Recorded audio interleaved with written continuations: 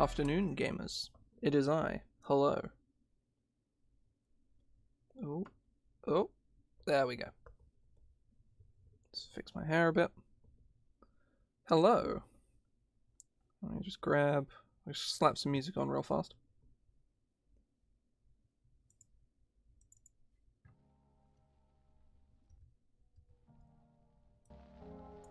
There we go.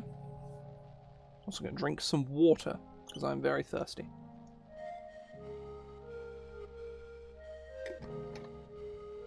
Ugh. Right. So, basically what this is to get me to, like, churn out a lot more work than I would normally in, like, a single sitting. So, that's the purpose of today's stream, basically. I haven't gotten, like, super lazy recently, but, like, lazy enough where it's, like, kind of a thing. Mostly because I've just been, like, oh, what even is time lately, which is, you know, a thing, I guess. So yeah, I'm gonna just kind of have, like, a chill writing stream. Obviously, if people want to, like, be like, you know, talk about D&D or really anything, really, I'm fine to... I'm fine to take a quick sort of detour to talk about that, which is, you know, it's totally fine. But in the meantime, I'm mostly just going to be writing. And I'll give some context as to what I'm actually writing as well. That is the...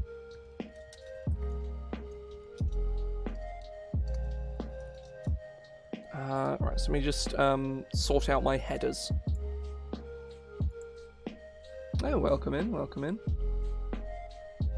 Say I am doing some to give some context, both for, like, people who watch my stuff a lot and people who are new. Basically, I write stuff for the DMs Guild, like, all the time. That's, like, what I do with my time. It's not very lucrative, but man, it's fun. And my current ongoing project, which AJ, who's in chat now, is doing some very fantastic art for, is writing a book of NPCs called Angela's Mortal Manual. It's the first time I've publicly spoken about the fact that I'm working on it as well, which is right now. Oh, I need to turn this light on. It's very dark. There we go. That helps a little bit. I don't have a fancy ring light. This is not a professional endeavor by any stretch. But basically, the idea of Angela's Mortal Manual is a big book of NPCs.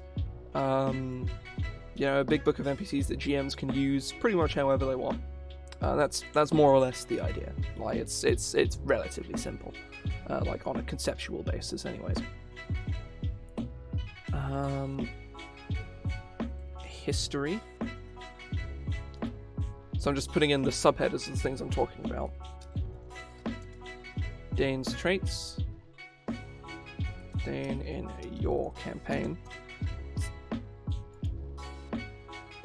I'd say I've not really seen a huge amount of them. They're sort of, you know, like pre-built NPCs. They've got stats. They've got, like, written personalities.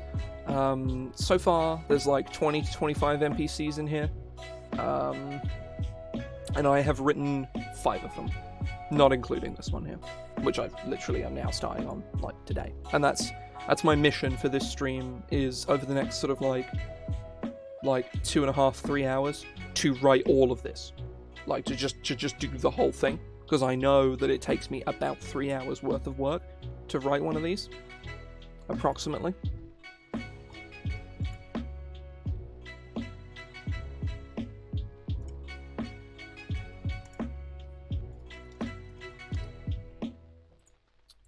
So let me just I didn't give myself enough time to, like, sort out, like, the exact layout, but yeah, we got, like, some quest prompts and, like, specific ideas of, you know, how to use these characters in a given campaign.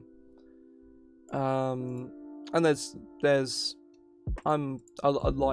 got some very snazzy art. I'll have to grab a hold of it in a second.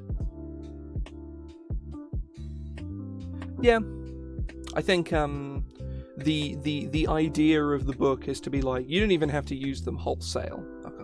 It's gotten really bright and now I'm all backlit and the light's fucked. Whatever. The general sort of idea, at least, is to have these books as like a point of inspiration. You sit down and you read the book. It's it's written in a way, or is hopefully written in a way where people are going to sit down and read it like cover to cover and go, I want to steal this idea, and this idea, and this idea, and actually I'm just going to take this character wholesale and use them. But yeah, it's the mishmash all of these characters however you want kind of attitude to things. It's built off of another book I wrote called Angela's Deific Dictionary, which is pretty much the same concept, just for gods instead, and they're all like super detailed, and it was like my big pet project of last year that I spent like 11 months writing. Still really proud of that book. I think it's I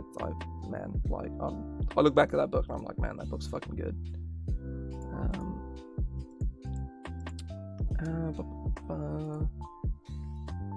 Statistics. So we'll write a stat block in there.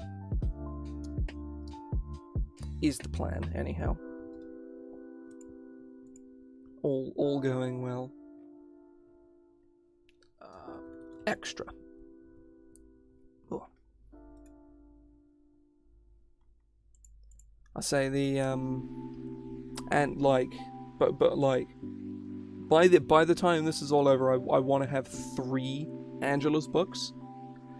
I want to have one for gods, one for NPCs, and one for like cities.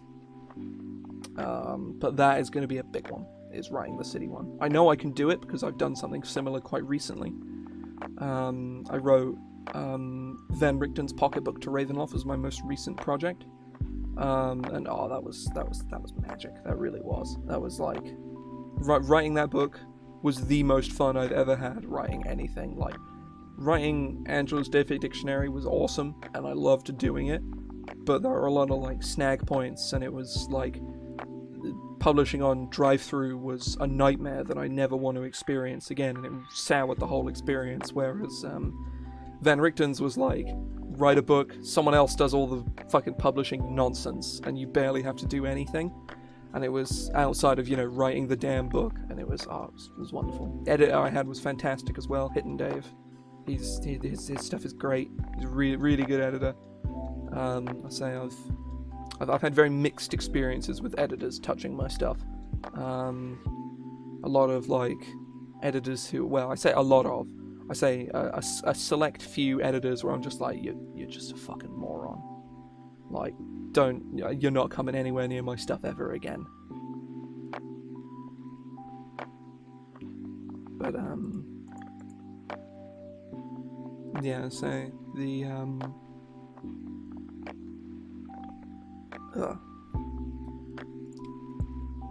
right. Okay. Oh, we also need to put some space here for the,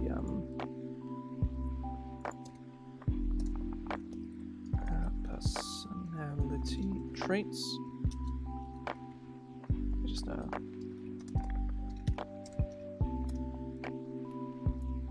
ideals, bonds,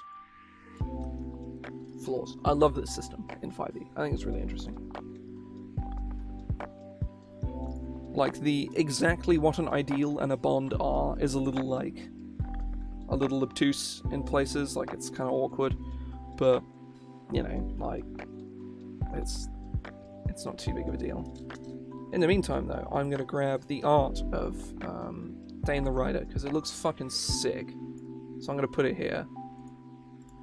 God, it looks so fucking cool.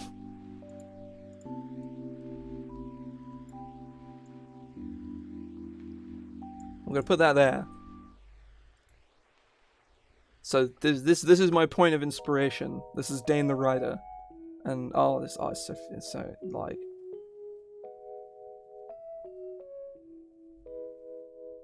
I say yeah, no, like the nightmare looks really cool. Looks suitably unpleasant.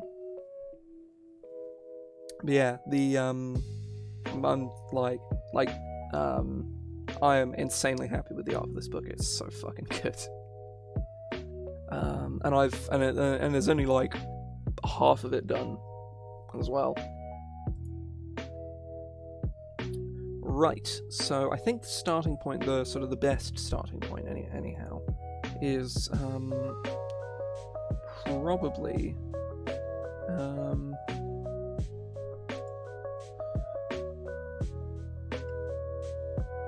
oh, tea's kind of hot. Ooh.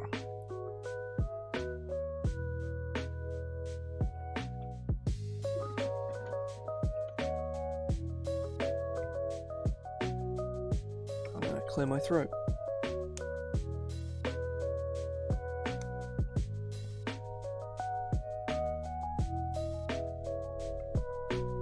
Right, so let me get some examples of the other stuff that I've been writing. Use that as a point of reference. Right.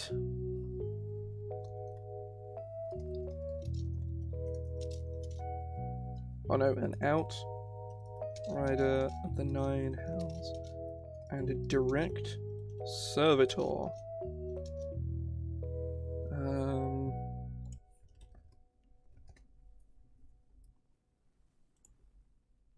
No, it's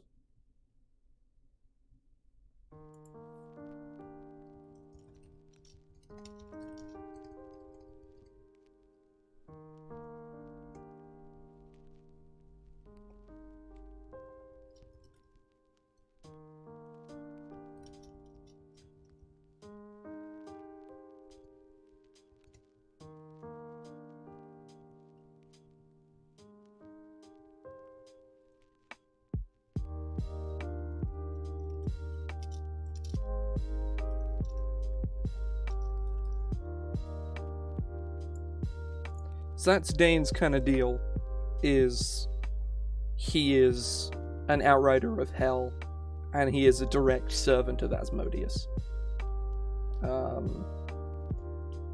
And he's you know, a pretty powerful guy, all things considered, given that he's, you know, again, a guy.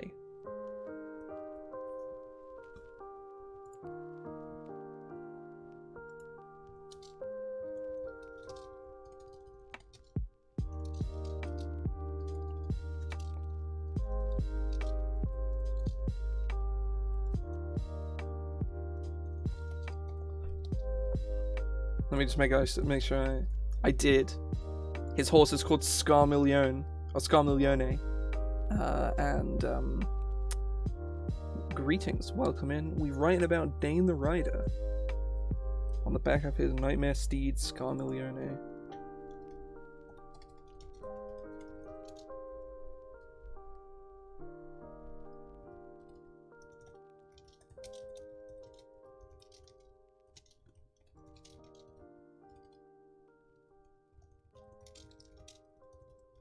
He travels the plains of the multiverse,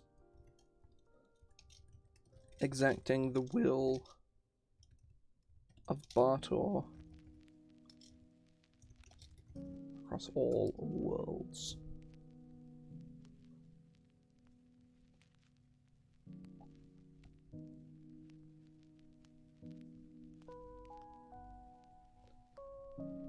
So yeah, basically, like, I'm going to be writing about his personality in a minute, but basically, like, personality-wise, Dain is kind of like, if like, Inigo Montoya from The Princess Bride, if he was a servant of Satan, and also had a really cool horse. That's more or less, like, Dain's shtick.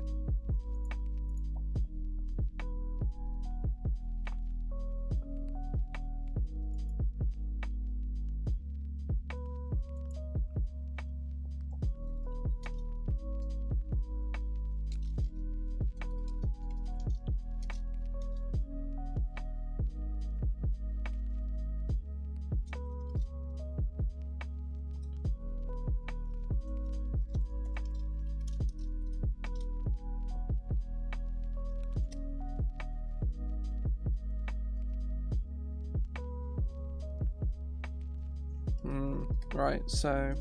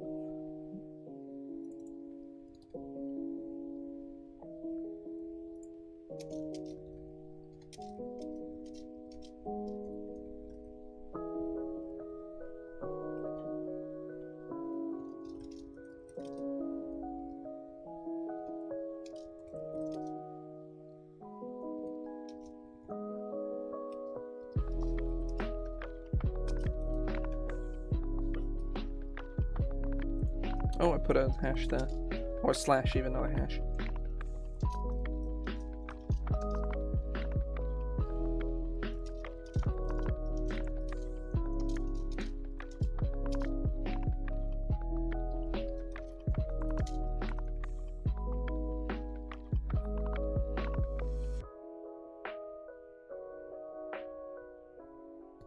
This is an athletic build.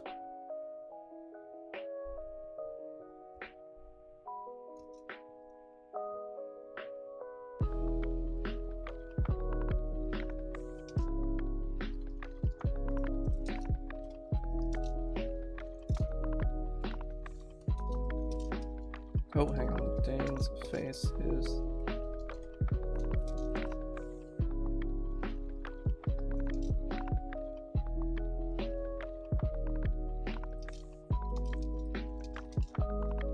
Dain is clear of scars or burns.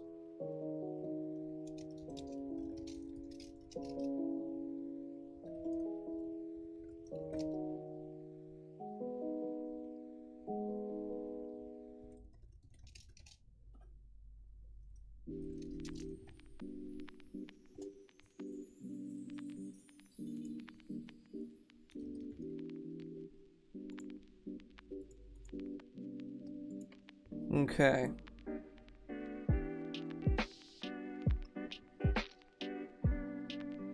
Oh.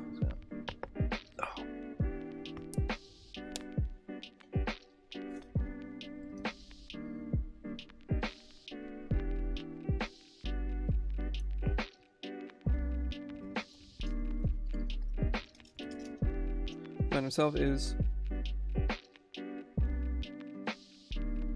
Sure thing, I can take a look at it in a little bit. I'm just going to finish the section I'm on. The man himself is a...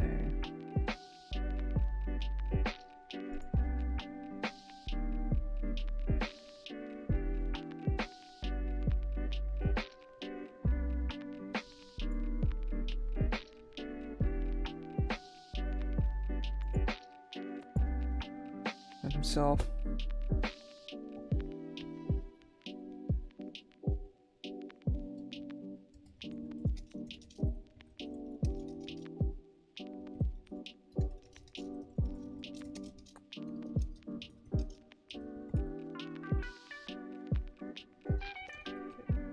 an affable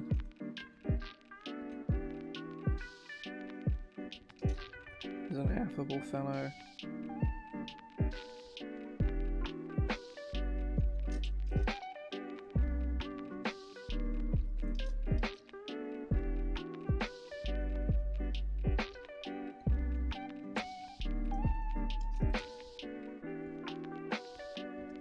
With a cutting wit and a flair for the dramatic.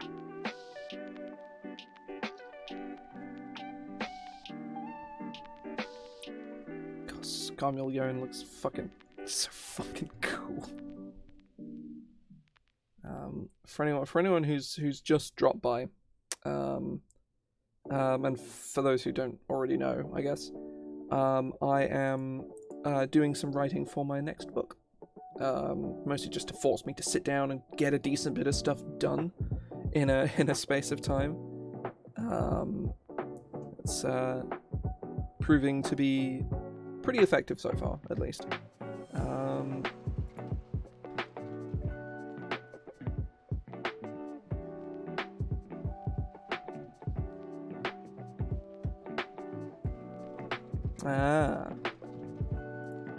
Yeah, so, well, I guess... yeah. I mean, maybe you can also have the Frost Giants be on the material plane? Maybe? I don't know. Might seem a little bit of a cop-out. I think having the giants be planar though is definitely like a good idea.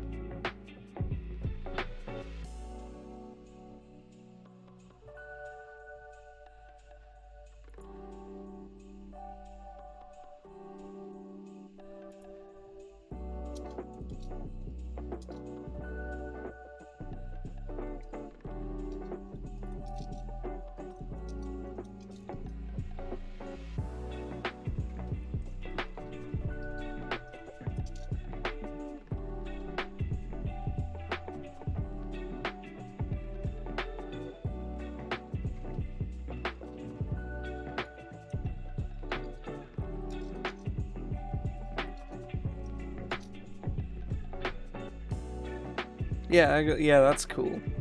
It certainly makes frost giants more interesting than he who big idiot gonna wrestle a white dragon now. He who gonna suplex this white dragon, which I guess is, as you know, yeah, that is kind of cool. Here's a good battle and fights with a surprising honor, given his.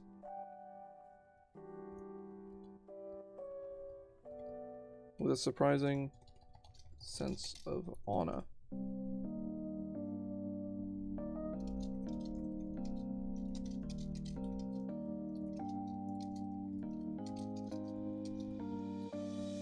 To grant anyone who deserves it a good death.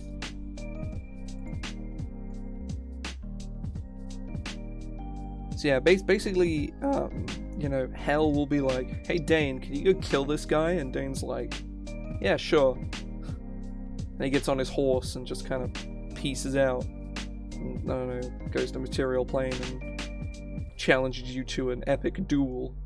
And then you lose because it's Dain the writer, and I mean, just fucking look at him. Like, are you gonna beat this guy in a fight?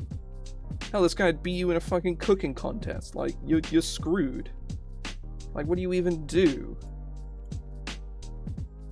Like, he just, like, yeah, like, what do you do? Right, I shall take a look at this sorcerer subclass real fast. Screen capture, here we go. So...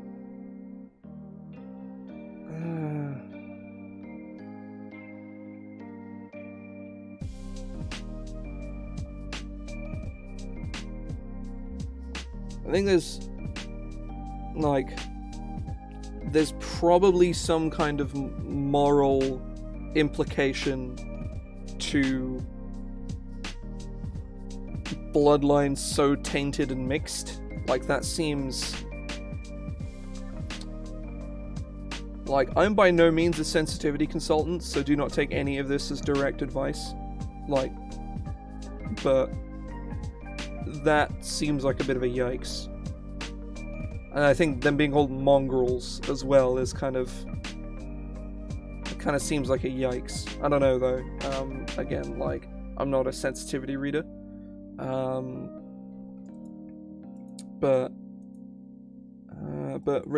Regardless of that, the actual, like, mechanics of the thing, you know, one additional spell from any spell. This spell must be level which spell slots.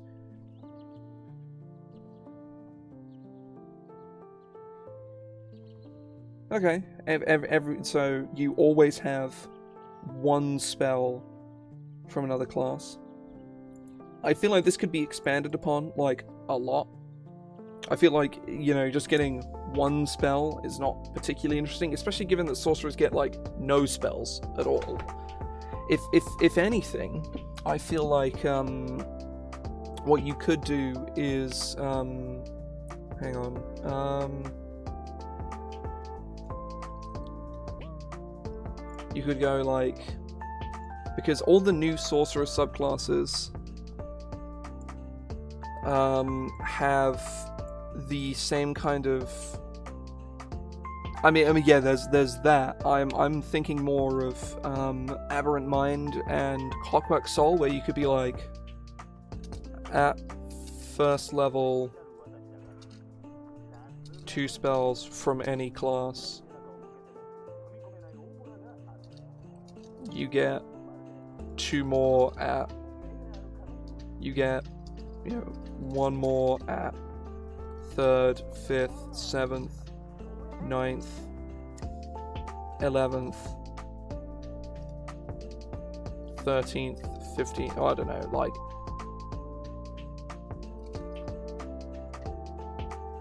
One, two, three, 4, 5, 6, 7, 8.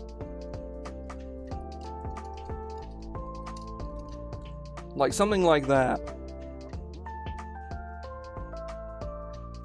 Like, so it winds out as being... Actually, hang on. I know. Hang on. At first level, you learn 2 first level spells from any class list.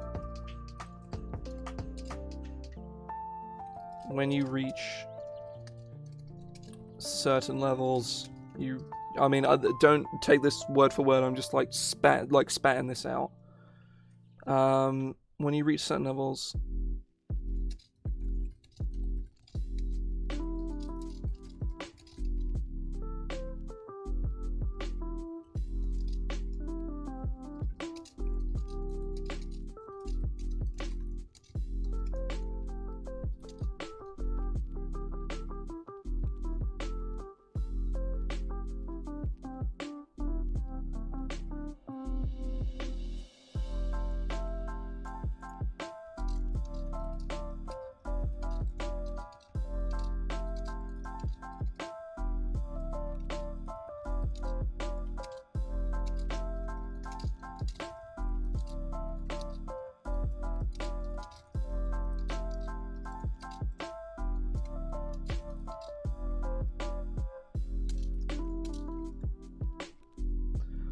so basically what this means is, if you think about like all of the cleric subclasses where they give you 2 spells of every level from 1st to 5th, this winds out as being exactly that, except they can just be any spell that you want.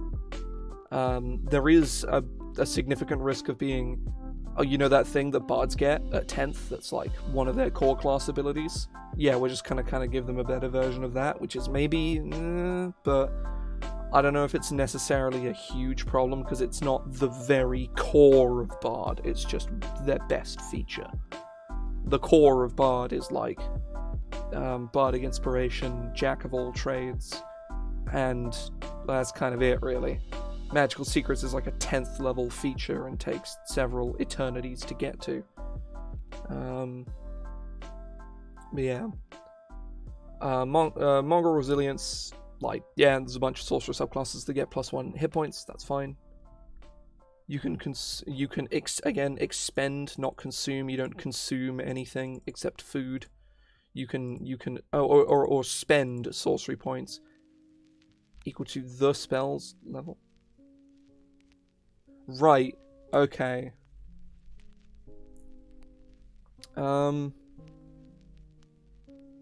Given the change to this ability, also this 2 here, and I would limit them by level to not make it like completely shit all over Bardic Inspiration, and make it so they can't change them once they've picked them.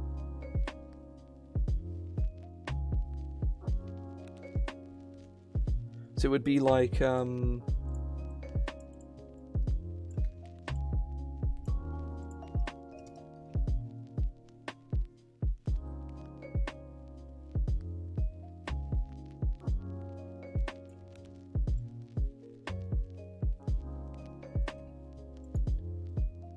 when you reach certain levels, you learn... Yeah, you learn 2 more spells of a higher level, of which you a higher level.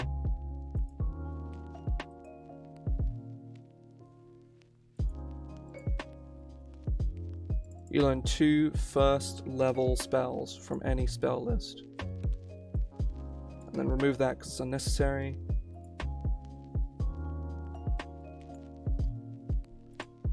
Yeah, it would be like that. Oh, it lost the paragraph. Whatever.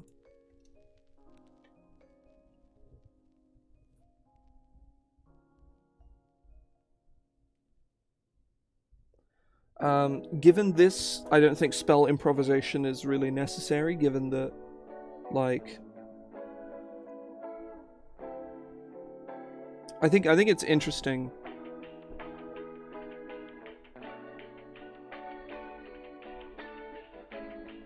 Oh, okay, right. You learn a sorcerer spell. Okay, that's interesting.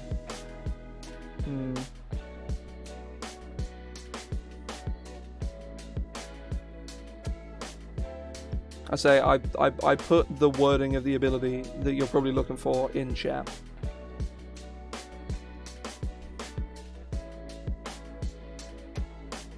That should cover the full wording of how it would work, generally speaking, anyway.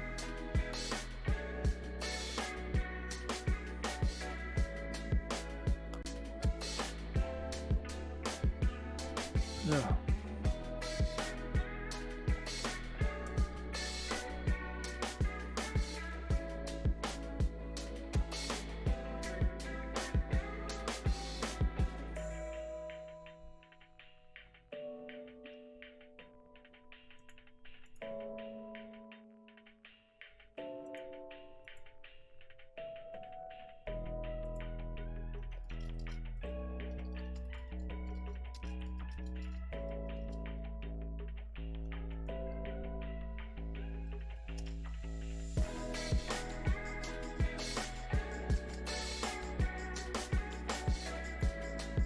Yeah, I think spell improvisation is fine. There's one sorcerer spell you know and another spell from the sorcerer spell list.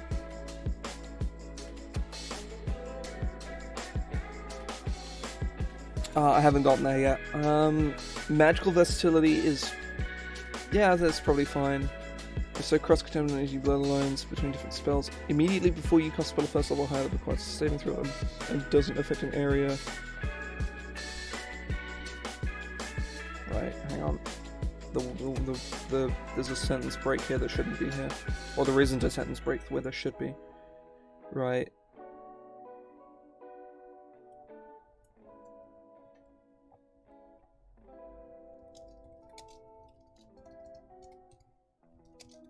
You may use a bonus action.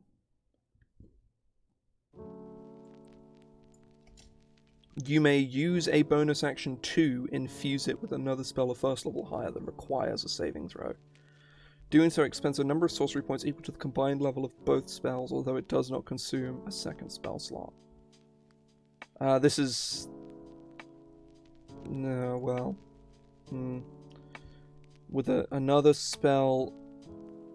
Another spell, you know, a first level, you know, to fuse it with another spell, you know, a first level or higher that requires a saving throw.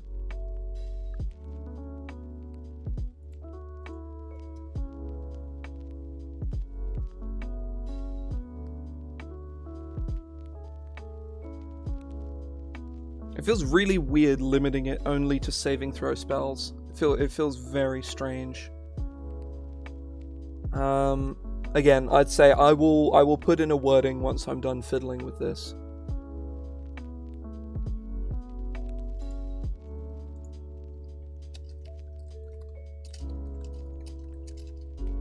Just when you would cast a spell of first level or higher that does not affect an area, you can choose another spell you know.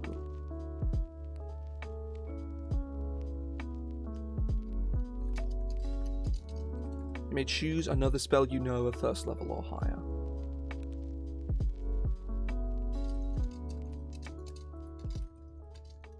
Using both of those spells together.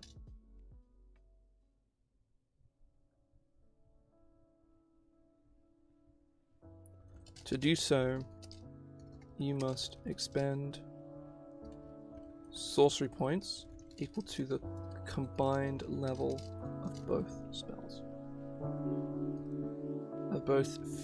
Of the fused spells.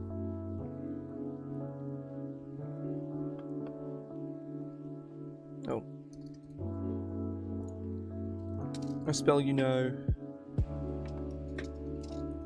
A spell you know or have prepared.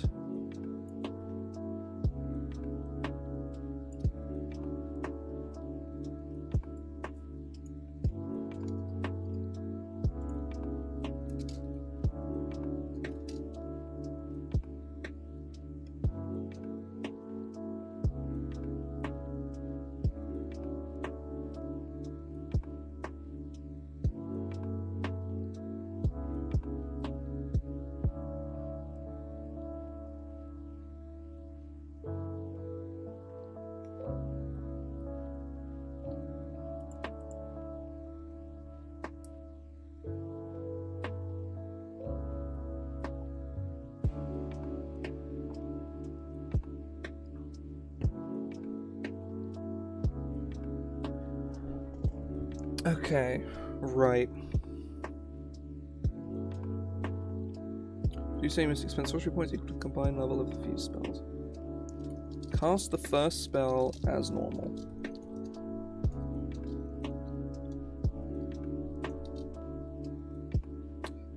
As normal.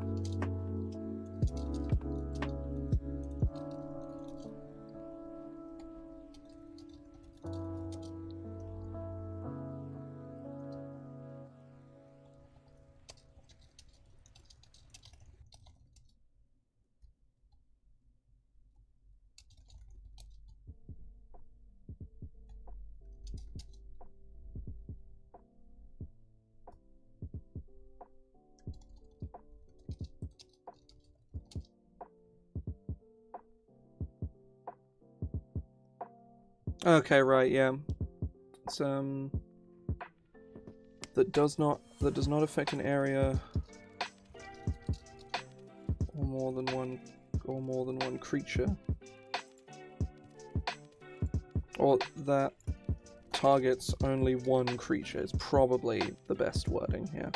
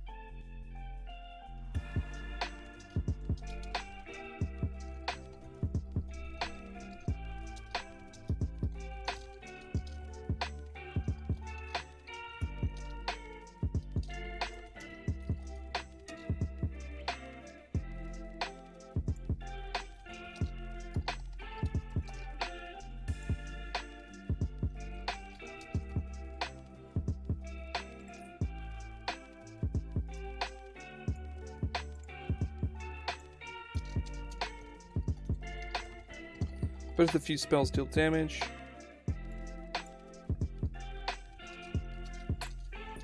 They each deal half damage. If both spells use a duration, use the shorter duration.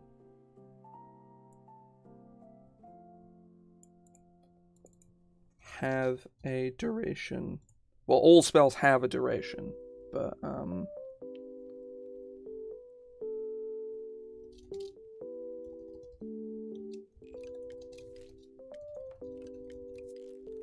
use the shorter duration.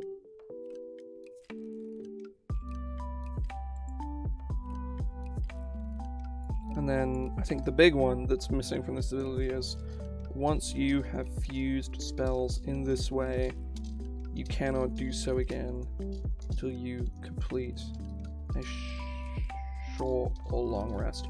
Mostly because this is basically Action Surge with a slight additional cost of spending some sorcery points. It's a cool ability. I'm a big fan. I like the spell fusing ability stuff. Like it's always interesting. But this like obviously this is fine, like as a thing, but being able to do it more than once is definitely a problem. So let me like DM this to you or whatever.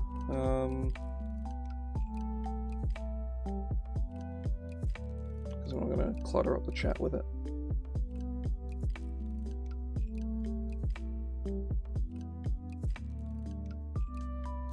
Yeah, there's 3 paragraphs breaks in there, but I imagine you probably remember where they are generally.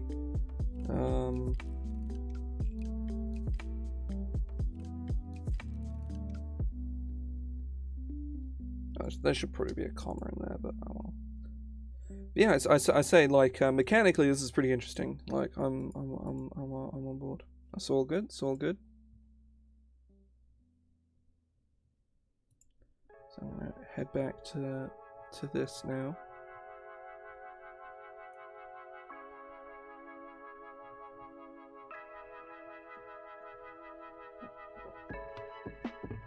Oh.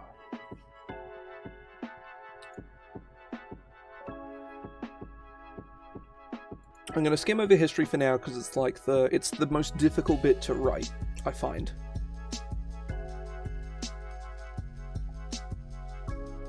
Oh, that's something I need to look at.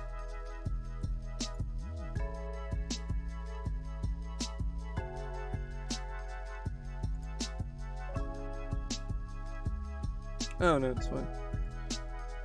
Don't mind me.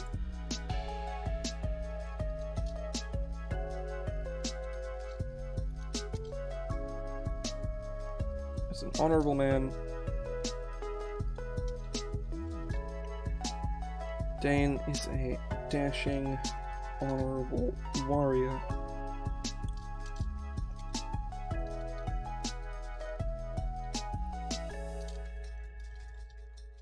Who lives for battle and glory.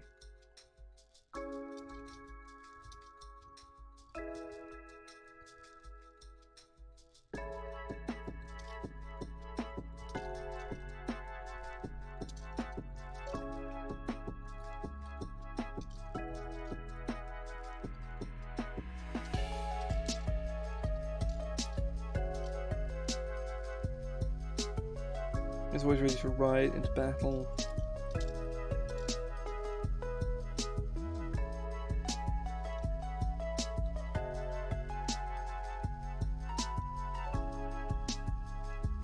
Is for glory and battle.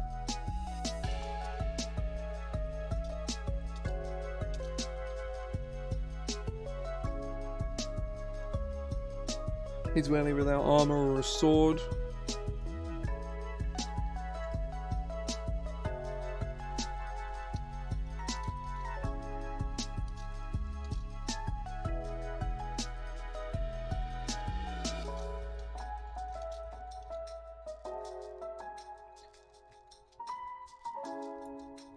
God, the shirt is too warm for this weather. Shirt's far too warm. I'm gonna like roll up my sleeves, methinks. It's a new shirt. I haven't really worn it all that much yet, and it is quite warm because it is very dark and is long sleeved. But it is very comfortable though. I will say that. It's very, very comfortable. All my other shirts are kind of just whatever.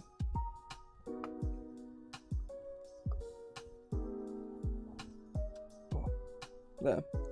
Roll my sleeves up a bit. That should help. Is there any... For glory and battle. Is rather boisterous. Personality.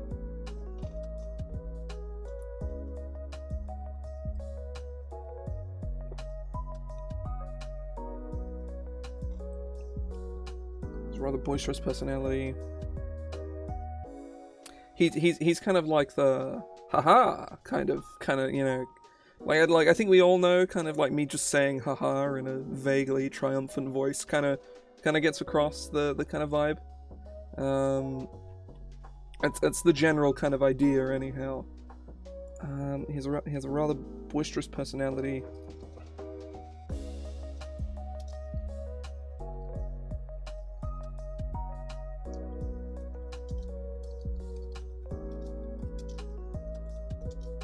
That takes very little.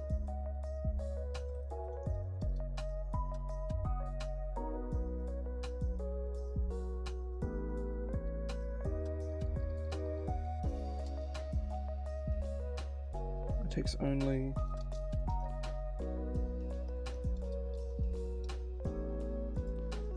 Takes only the most deadly battles, seriously.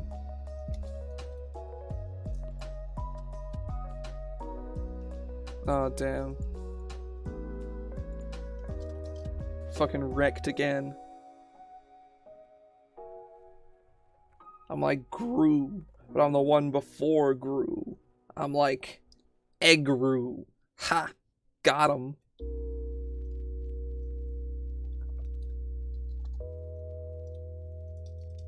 I love the battle and war.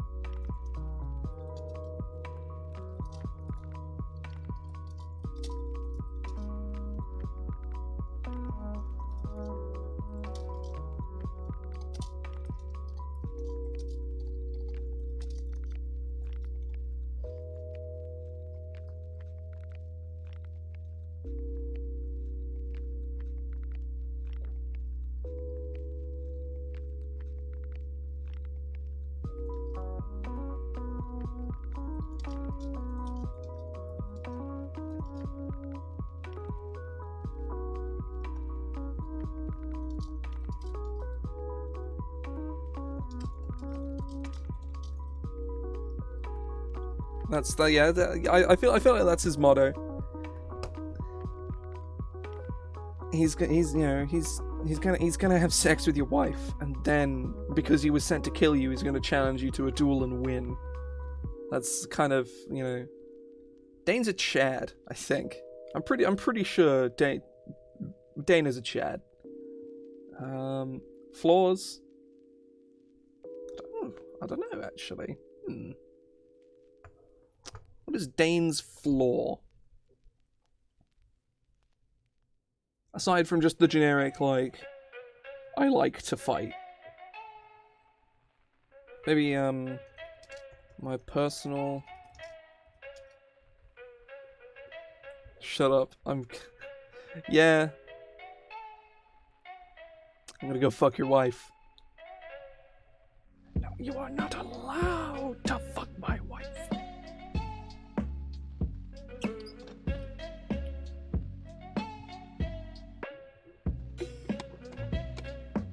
Yeah.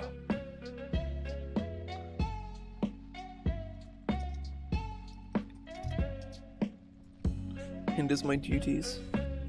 There you go. I think that it's maybe a little bit of a cop out. I'm not sure. Oh, I forgot to put one here, and it is my favorite part about writing these. Like, without question, it's my favorite part. Angela's notes. Because Angela writes things about all of these people. She has little doodles, or not doodles, like little notes that she puts in. And, oh, they are so fun to write. They are like all of this can be a little tedious in places and stuff. And, you know, sometimes it's like, oh, I don't want to do this. It's boring. You know. But, man, I live for writing Angela's notes. Because they're always either her going, like... her, like, hating someone, her thinking someone's really cool, her thinking someone's kind of an idiot or her just being really thirsty, and that's like, it's so much fun. Like, characterizing Angela is, it's so fun.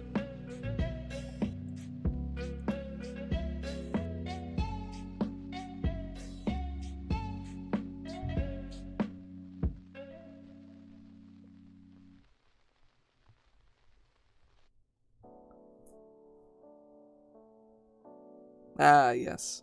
I'll say it's that's one of the better ones from the Day of the Dictionary. Let me go, because I remember rereading them recently. The Vianera one is my favorite, mostly because it's the longest, and it's both the most fancily written and also has the most sex jokes in it.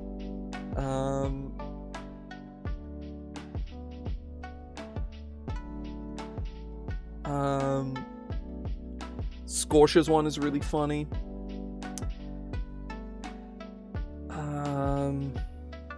Yeah, basically,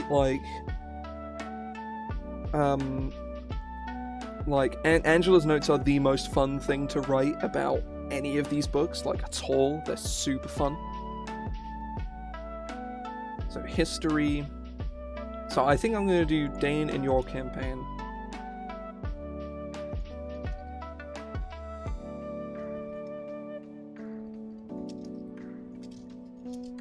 As a warrior of the 9 hells and servant of Asmodeus, Dain makes an excellent adversary for medium to high level characters.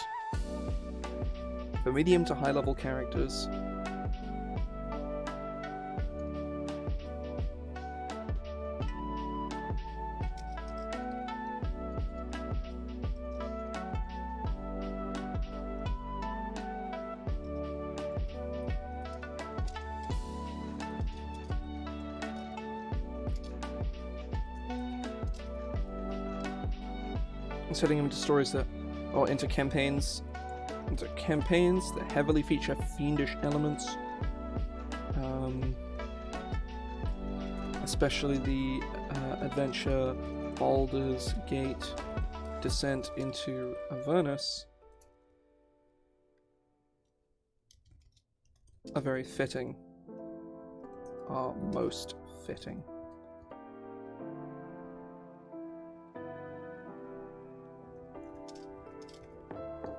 Dain can also become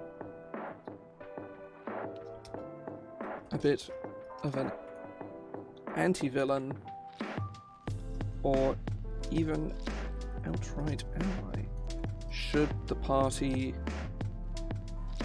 find him particularly affable, or he turn away from his master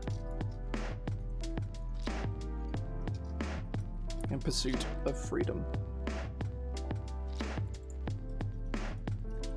I feel like we should have a little bit about Scarmillion, and then Dain's freedom should be another one, I feel. Now we need some quest prompts.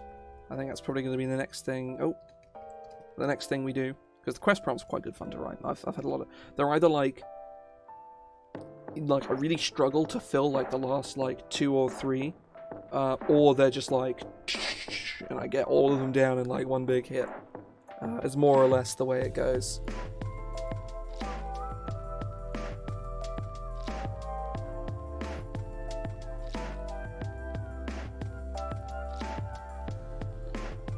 Right.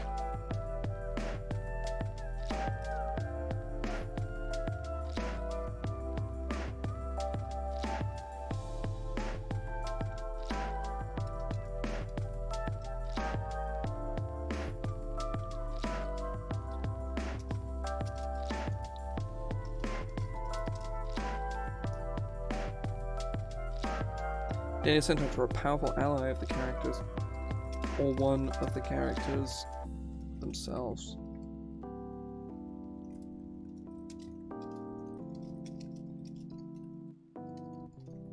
Of a cloaked man atop a black horse.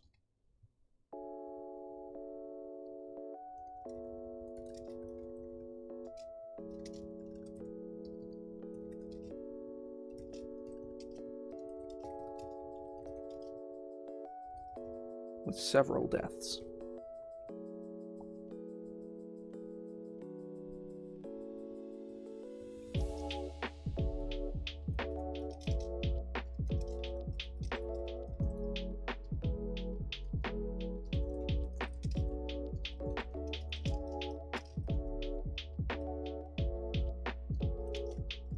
Of a small nation state.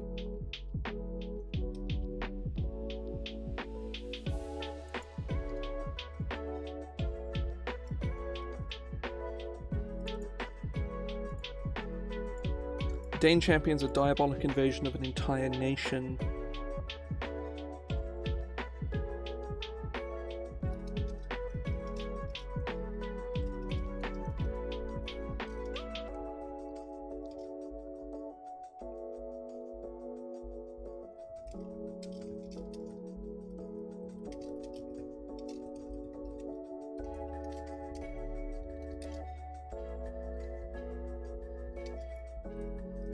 Their secretive portal.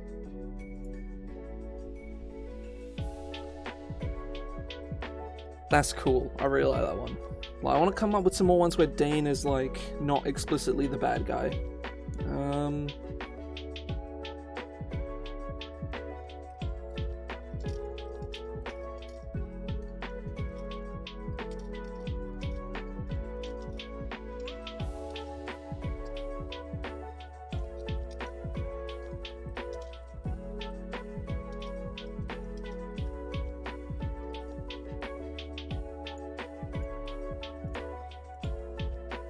Requires immediate medical attention. That's kind of interesting. Like, they go and meet this guy, and it's like, why's your horse so fucking creepy, man? He's like, oh yeah, I'm like, yeah, that's Scarmillion. He's a nightmare. They're like, so why do you have a nightmare horse? He's like, oh, I'm a champion of hell. And they're like, what? He's like, yeah, I'm a champion of hell. I don't know if he'd be that upfront with it, but it would be pretty funny if he was, so.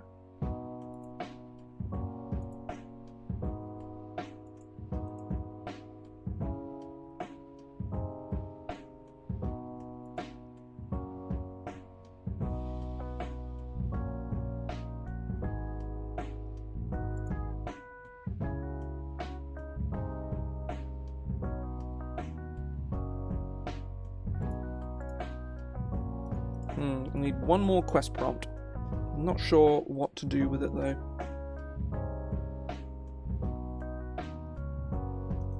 Oh, I know actually. Dain has broken free.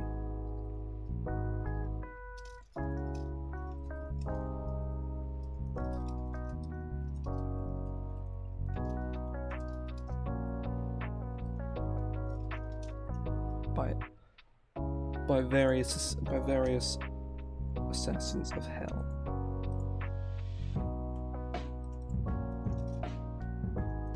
Oh, what did I do?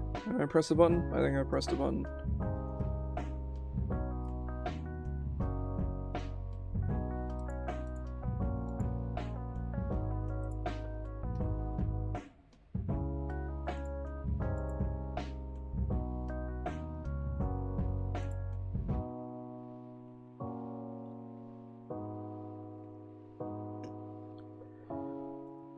So yeah, my aim for this stream is to just finish all of Dain's stuff, and I'm making pretty good progress.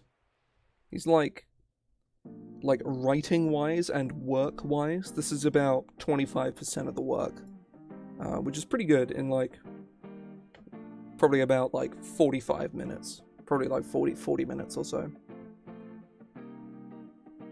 Bearing in mind I want to stop in probably like an hour. If I don't get all of it done, then, you know, so be it, right? It's not a big deal, but, is like a big problem. But yeah, I think this has proven really effective. I want to do this more.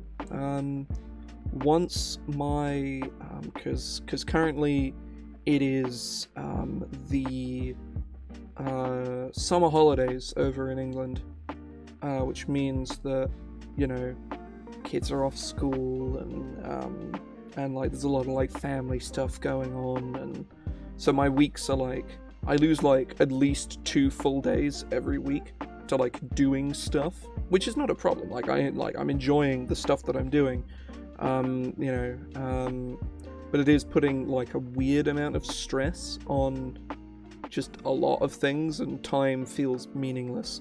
It's a very it's a lot at the moment, and I wanna like try and do you know, like basically once they're over in the next like couple weeks, I'm probably gonna start doing this at least twice a week. I think, like either Tuesday or Wednesday, and then also Thursday as writing stream. 100%, I think is going to be something I'm going to start doing some more, because this is good fun. I'm like, it's good. It's good. It's very, very relaxed. I don't feel like I'm like, it doesn't feel quite as much like work. Plus, every so often, if I've got nothing to work on, or anything I really feel like working on, I can always just do more homebrew stuff, which is fun.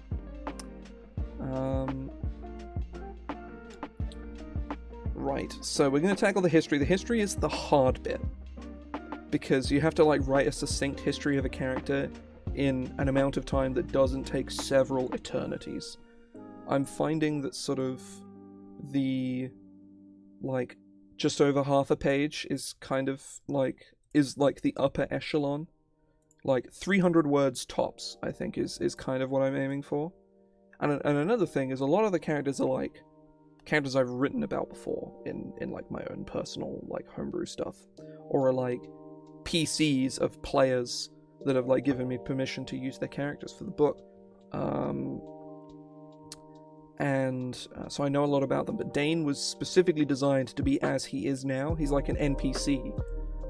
Like, you know, he never had like a big sweeping history. So this is definitely going to be especially hard for Dain, because not only do I have to condense his history, I have to also make up what his history is. And I'm thinking a noble background makes the most sense.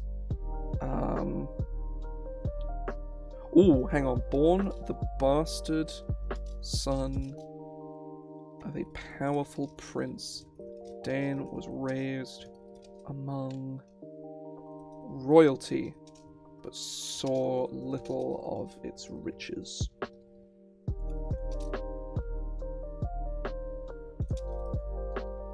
He trained as a squire to his brother.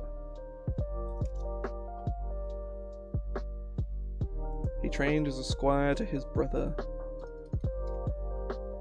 What do I name Dain's brother? What do I name Dain's? I'm thinking Spanish, because that's kind of like the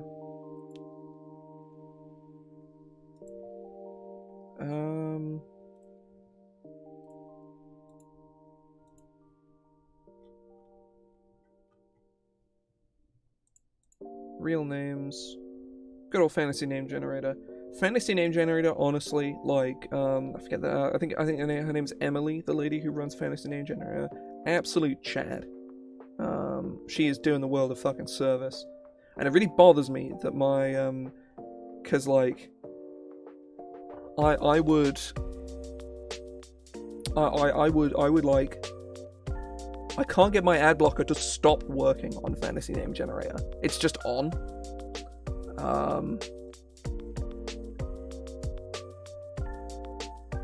Yeah.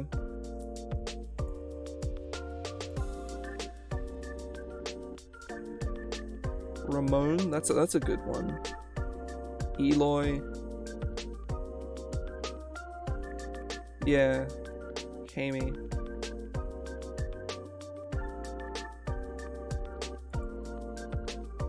Thiago. Oh, that's fucking sick. His name is Thiago.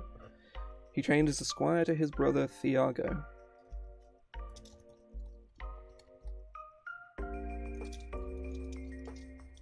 of whom he was close to.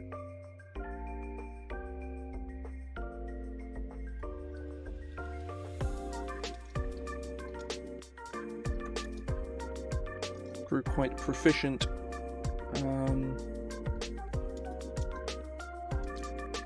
Quite proficient at a young age.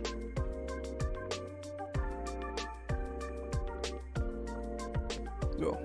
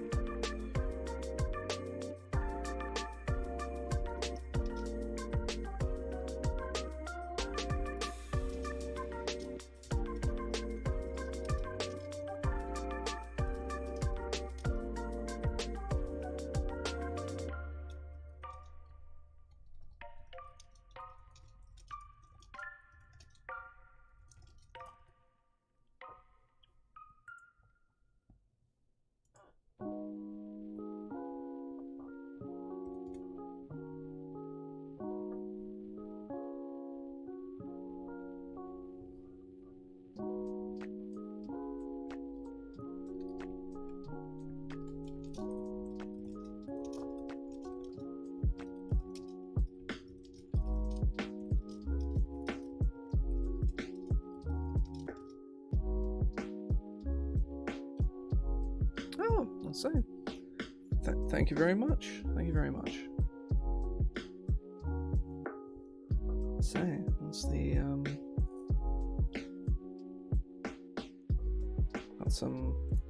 got some fancy art. Writing up some characters for an NPC book.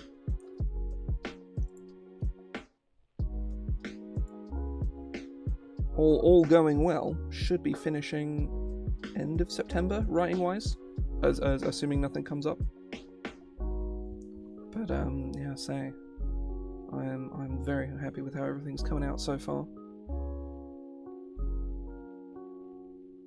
2 assassination attempts and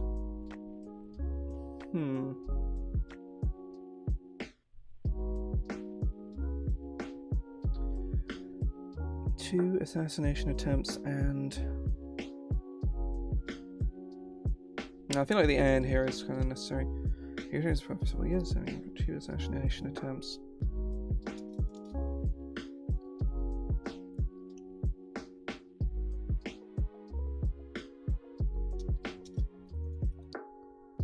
And a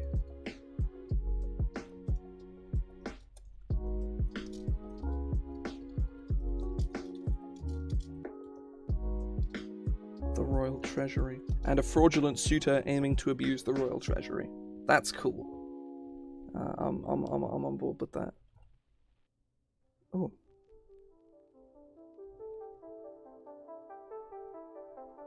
Sort of itchy something on the side of my nose. Ow. Not sure what that is.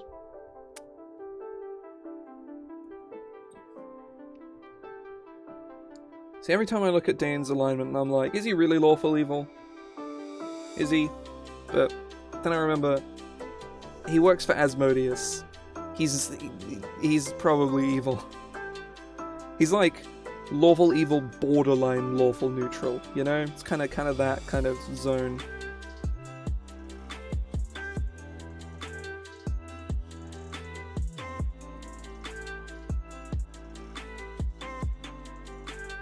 Oh god, that's not how you spell carriage. That's how you spell carriage. They're spelling carriage like garage. Or why am I garage?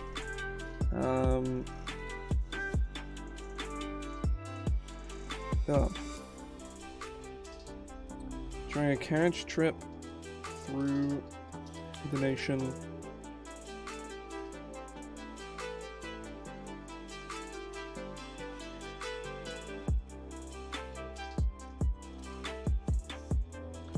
Thiago and Dain were beset by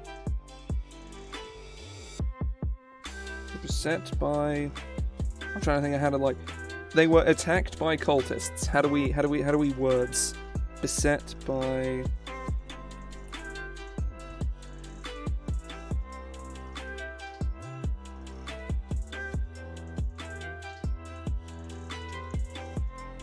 Beset by cloaked figures who emerged from the shadows. I don't know, that feels kind of clunky, but I'll come back to it and faff around with it later. Generally, the way I write these books is I just kind of which I'm pretty sure is the way you're just supposed to write anyway, is just kind of just write until you're done and then go back and comb through and change stuff. And like find like the probably several terrible writing decisions you've made throughout and fix them, and then like hand it away to someone else to do the same thing.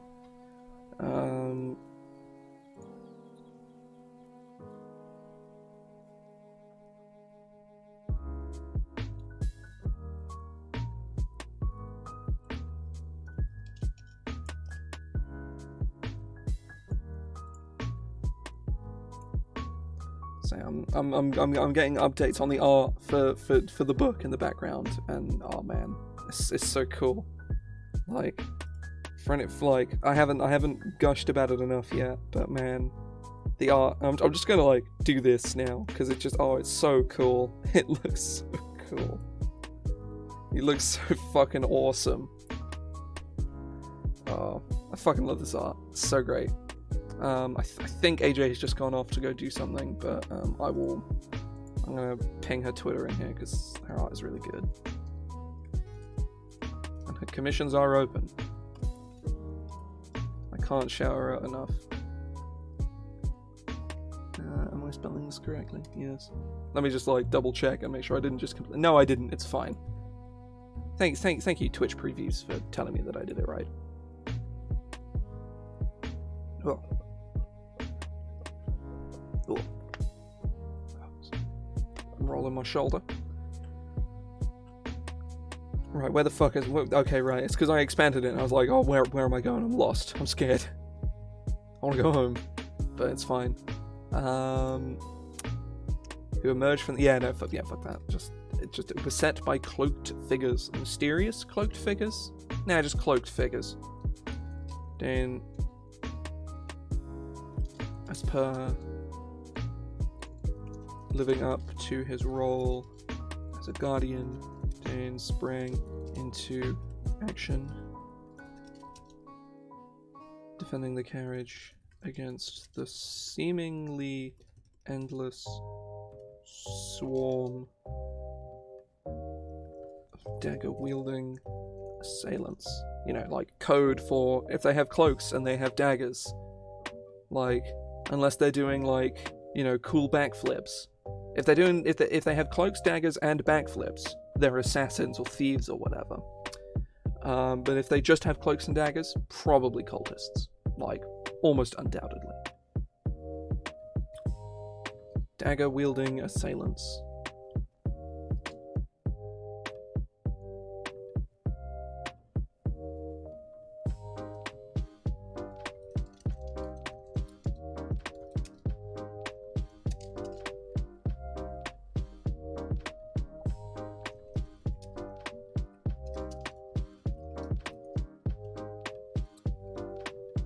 Began to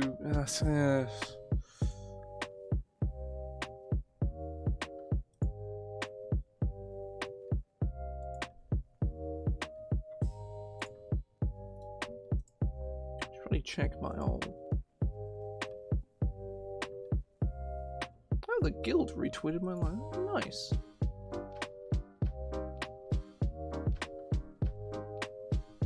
Oh.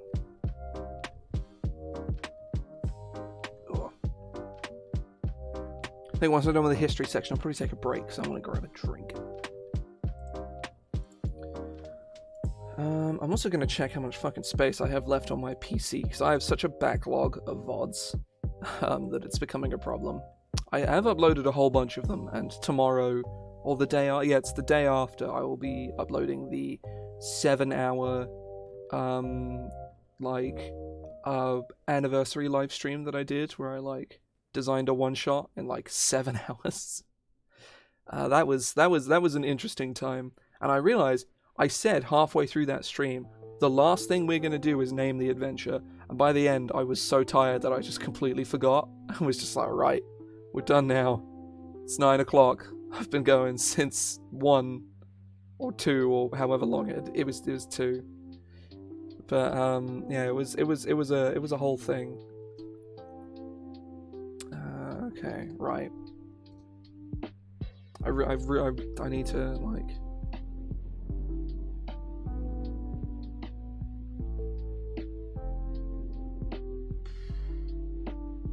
I'm certainly not against the idea. No.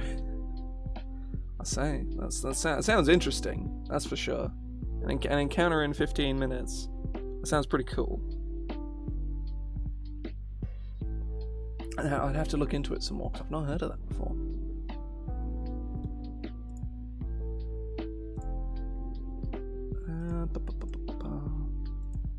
Right. So I'm kind of trying to think like dare-wielding assailants with a situation growing dire.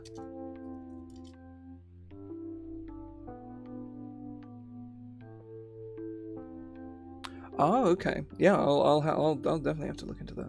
That sounds pretty interesting. I'm surprised I haven't. I'm fairly certain I'm sub to the official D&D YouTube channel. Hang on. I didn't realize One Bookshelf had one.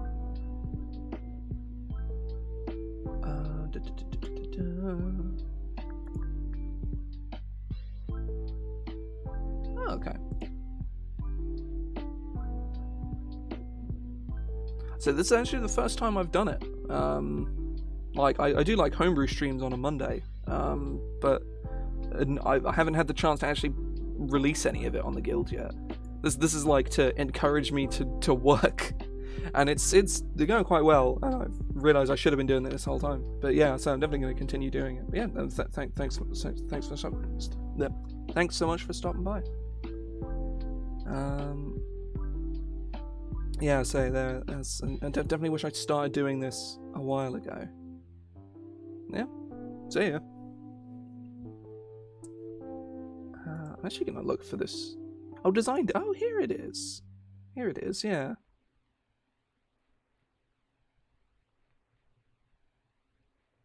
There's a whole. Who do they have on here?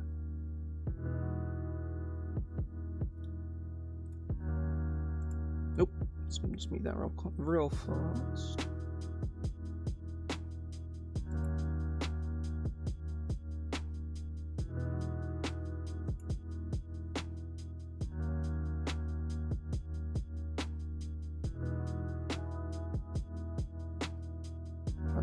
Oh, okay. That looks fucking wild. That does.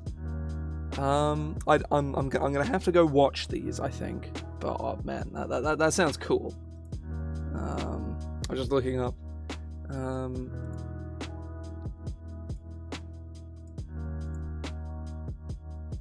And for reference, anyone who doesn't know, that is the community manager for One Bookshelf, the company that owns Drive-Thru and the Guild. I think Lysa is, or I forget whether it's Lysa or Lisa. Yeah, it's the awkwardness of only ever seeing names written and never said. Of words. I'm not sure, like specifically of the guild, or maybe of just the whole company. I can never remember like specific names. That was cool. I would assume at least it was her that retweeted the thing. That was very nice. Scar Million. Right, where was I? Oh, here we go. Well, the situation going dire. The carriage sped away. Thiago leaving his brother to die. That's what I was building to.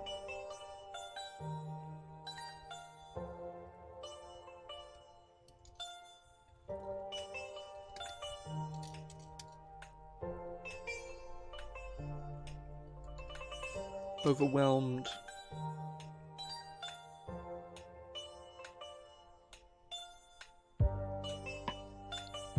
So, welcome in. I am doing some writing. Oh, hey. So, doing some writing for my book of NPCs, Angela's Mortal Manual. And I'm writing about this guy, Dain the Rider, with his cool fucking horse, and just, it's so fucking good. We also just had Lysa stop by, the person from runs the community manager, I believe, for the guild, which is cool. Katie, I take it you've finished Razzie.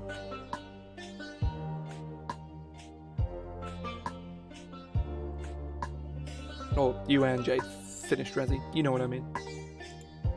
Overwhelmed. Oh, nice.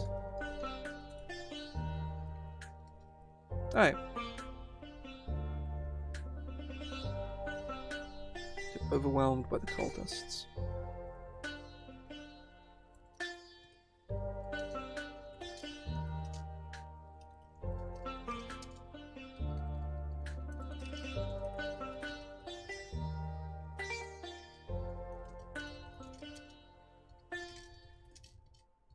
The leader was dragged before their leader and sacrificed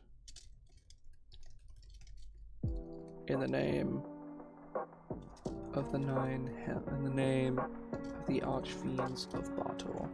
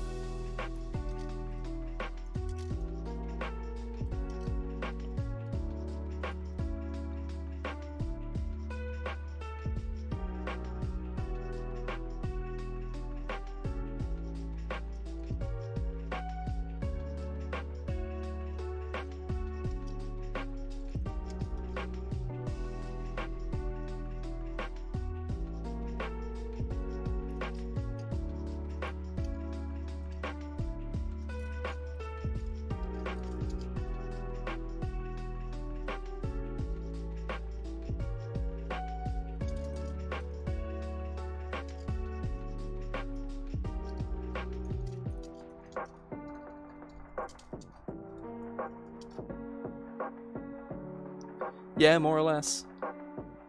He's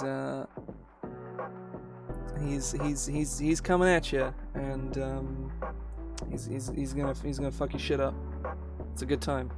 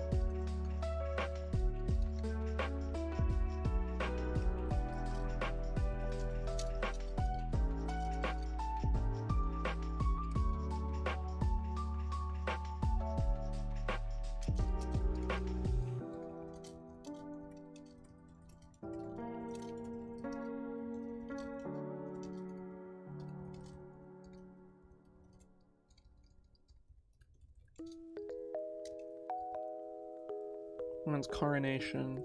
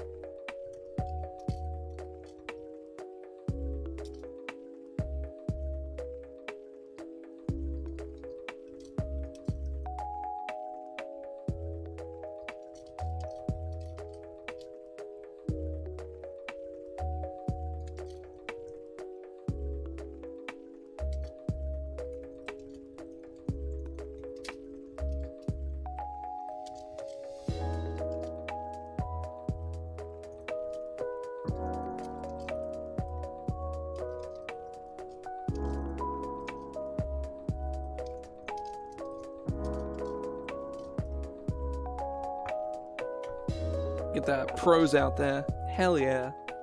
How many words did we go in the end? 268. Good stuff, good stuff. And that is like the hard bit out of the way, basically. From here, I think next step is going to be statistics. Like how we stat in Dain. Then we're going to go through like the last two little bits of writing, and then we're going to do Angela's notes as the last thing. But first, I'm going to take a break because I want a drink, so I'm going to go get one. I will be back in like 5 minutes, give or take. So if you got to head off now, that's all good. Like, yeah, you do what you like. You can press the buttons if you want. You don't have to. There's also this button, which I will like. That's my portfolio. It has all my stuff on it, including the prequel sort of to this book that I'm writing now, which is my baby pet project from last year or the year before, actually. At this point, yeah, the year before. It's 2019. Angels. Wait, was it? Fuck, when? No, it was last year. It was last year. It's fine. But yeah, Angela's Deific Dictionary is like my pet baby project, so to speak. It's also my most recent thing on there as well. There's a big, as the ad is like, fuck, it's over there. I always do this the wrong way around. Dink, dink. Dink, dink. Van Richten's Pocketbook to Ravenloft, which is good fun. But either way, I'm going to shut up now. I will be back in like 5 minutes and just get myself a drink. See you in a minute.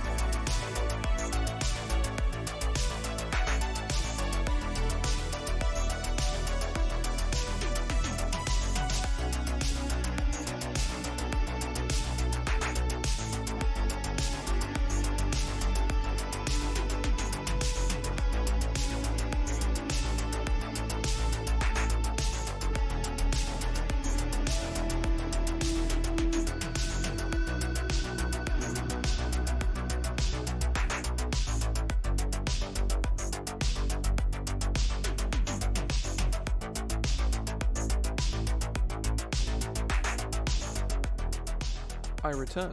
It is me. Alright, just get the music back on. Got some more tea, filled on my water bottle, so on and so forth. Right, so statistics. Let me just go see how I've like formatted all of this.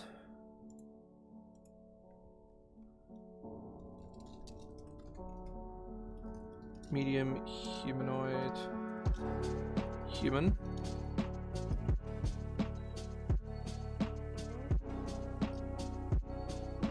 Lawful, oh shit.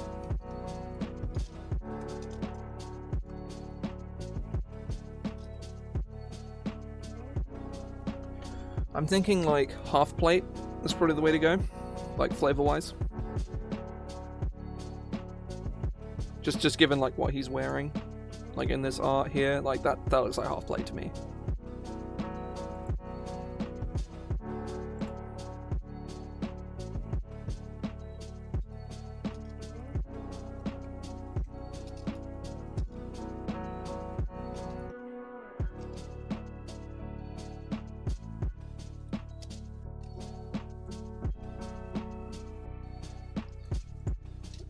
Half plate gives, I think, 16 plus 2. Let me just double check that one, because I don't know if that's correct off the top of my head.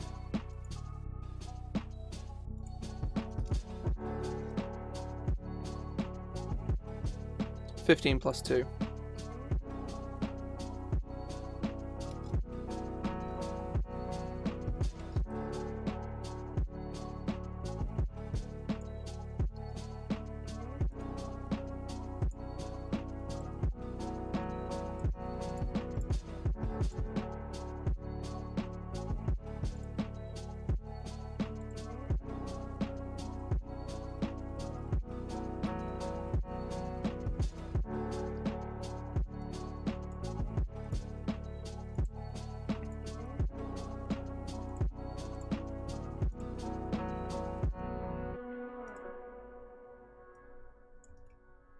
So strength 20, dex 15 plus 2, con 16 plus 3, intelligence 11 plus 0, wisdom 12 plus 1, and charisma 17 plus 3.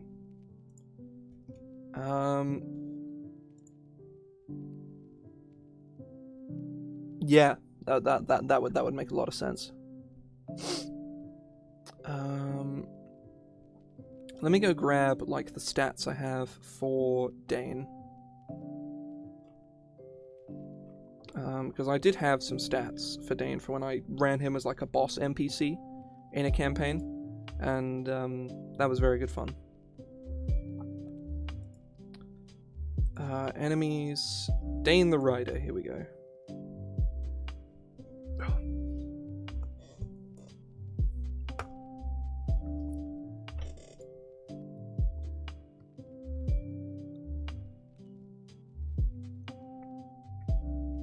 Oh, his stats are like more or less the same. Though he does have 14 intelligence and 12 wisdom, so I'll do that. Oh.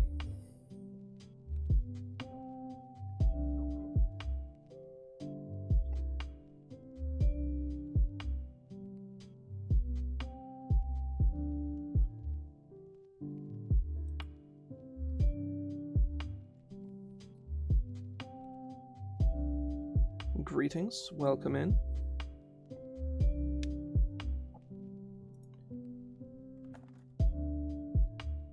It is currently 3:23 p.m. over here for me, so it is not the morning, but alas, I appreciate the gesture nonetheless.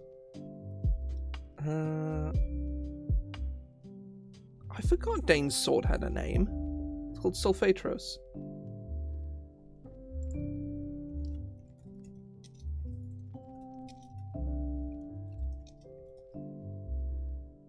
I'm doing this too far up.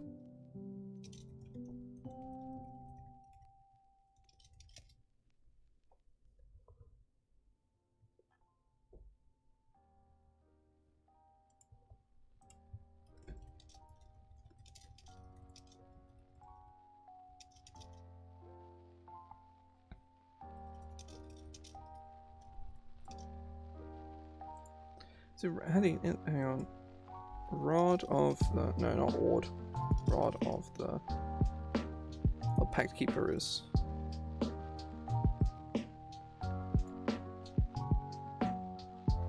Nice, nice. Sounds like a fun time.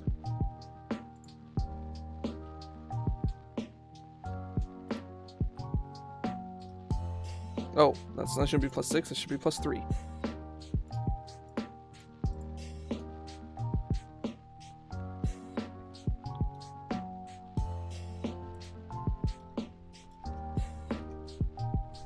Saving throws. Whiz plus. I'm thinking like...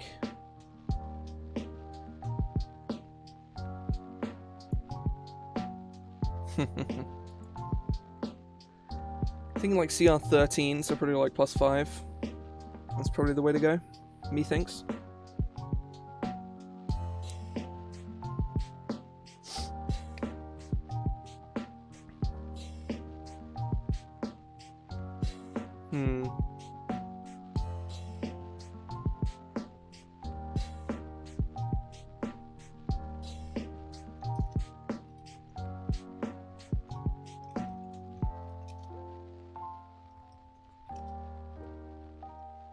Deception +8. Oh, it should definitely be athletics in there. Athletics +10, deception +8. Oh, fuck that up. I was just, fingers were on the wrong keys.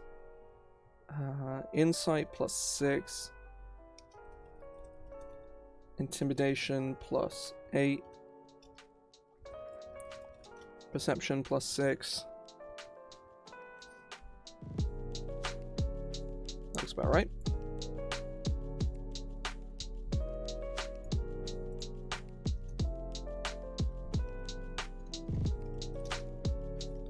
Damage resistances, fire, necrotic.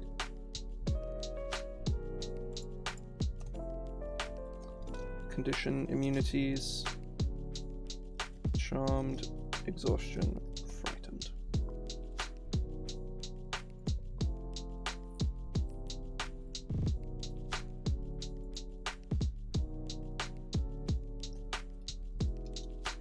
Senses, dark vision, 120 feet.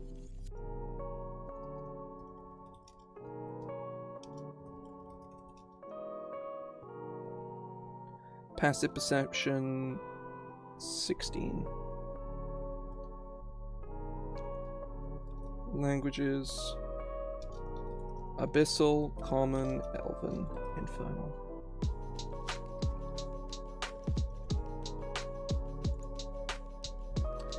This is Angela's Mortal Manual. It's basically a book of NPCs that, and I'm working on one of the NPCs from it. So I'm trying to do the whole thing in one hit. Like this guy here is Dain the Rider, and he's a big scary guy on a nightmare.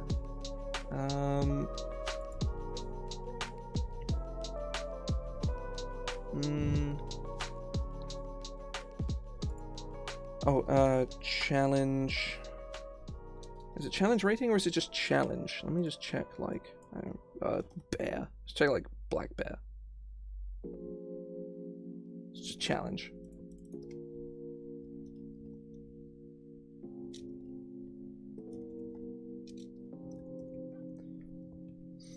I'm just guessing that it's 5,000 XP. I don't actually know off the top of my head. It's 10,000. Which one is 5,000 then? 9. CR9 is 5,000.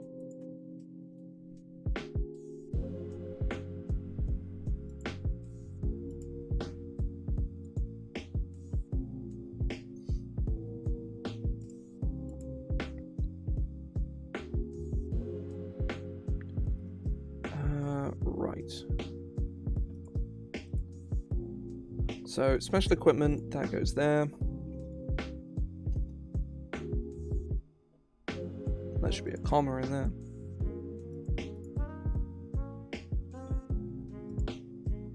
So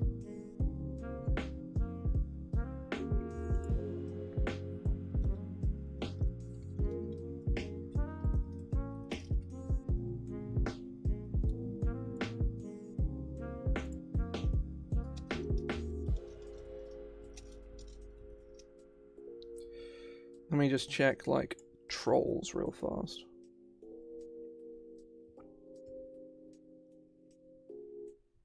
No, that's a bad example. Vampires.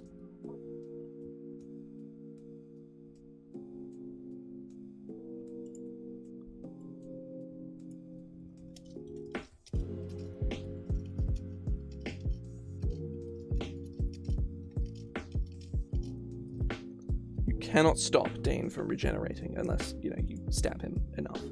Then he does stop regenerating because he's unconscious and dying.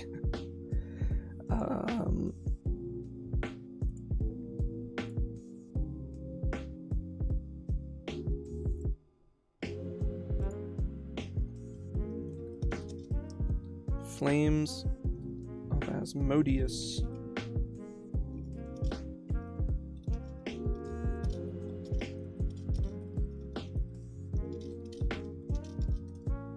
And an aura of fire.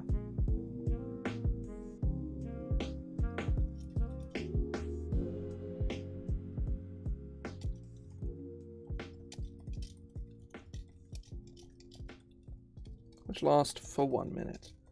Whilst he has these temporary hit points, he is immune to fire damage.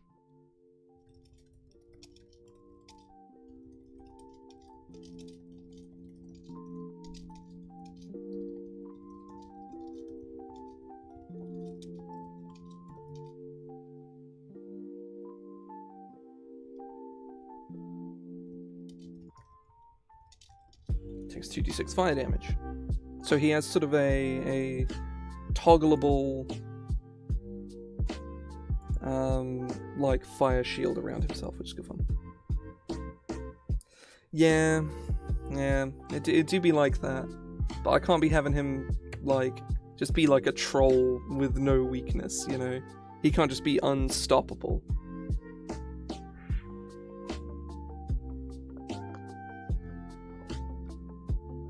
Oh.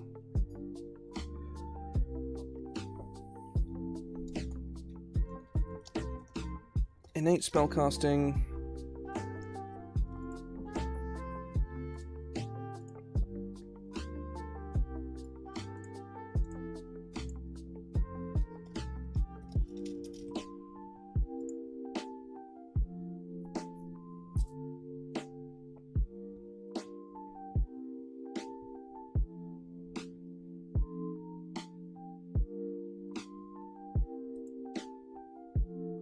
Oh, it's a cringe bot.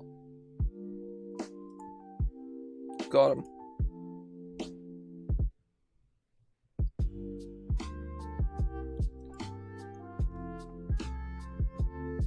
Alright, cringe bot has been defeated.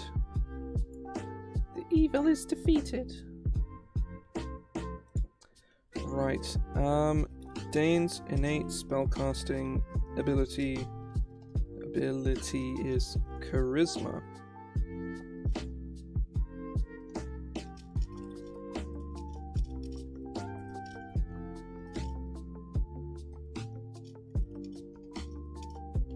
DC 5 plus 8 is 16. Actually, oh no, it's 18 because of his Rod of the Pact Keeper plus 2. So it makes it so that his sort of pretty decent as opposed to really good charisma doesn't screw him over.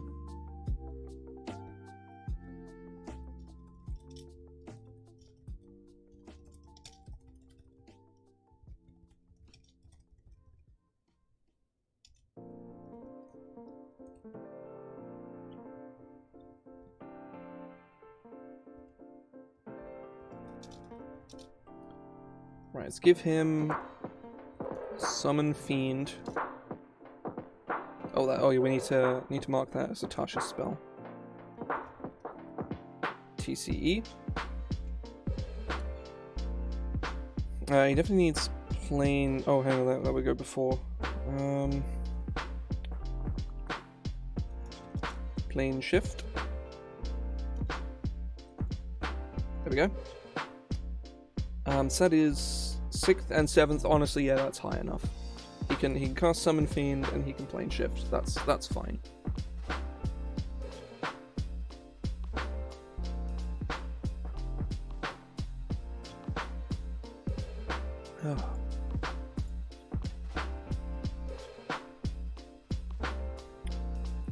Greetings.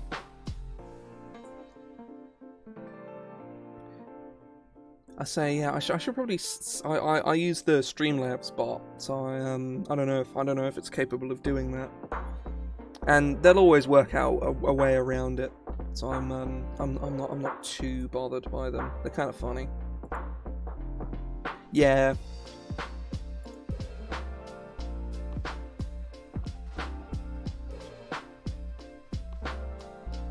Yeah. Ugh.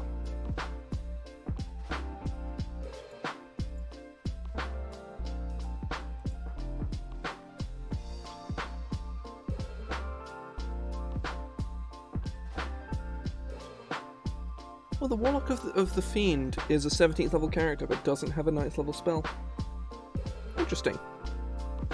That seems like an error. Oh, thank you very much for the follow. Oh, it fell out. And bounced right on out. I do love the jar. The jar is very satisfying.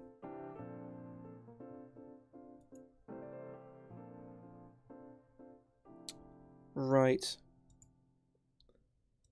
Something else is War Mage.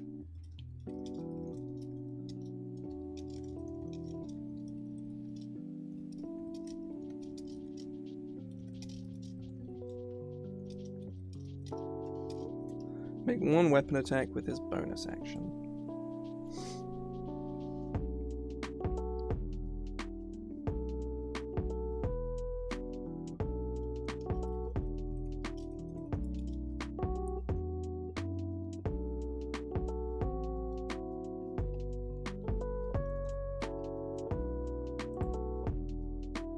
Do I give him jump at will? That's pretty funny.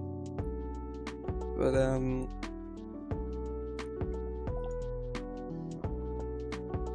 you know what? Fuck it, right? Let's give him jump at will. That's funny.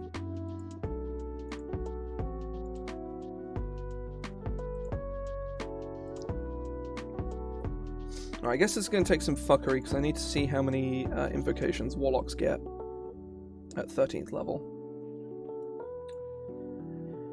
The answer is 6. So he has 1, 2, 3 for Thirsting Blade, 4 for Life Drinker.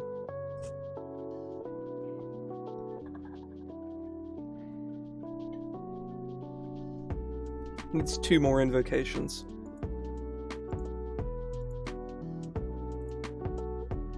Because you've got to make sure that if you're... That's all good, it's all good. Thanks for stopping by, thanks for the follow. I'll be playing some Chrono Trigger tomorrow. I think I'll be playing some Pokemon on Sunday. Is the plan. Ugh.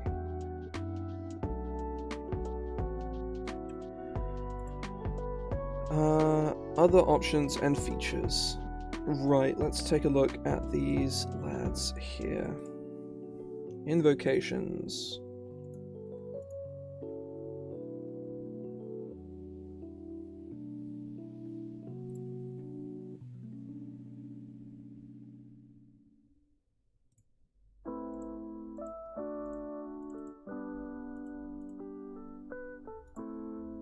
So one of the Pact of the Blade ones is improved Pact Weapon.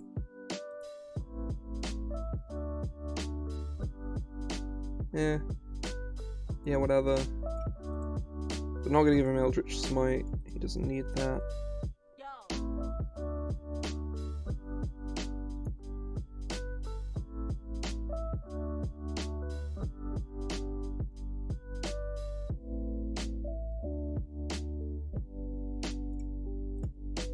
Okay.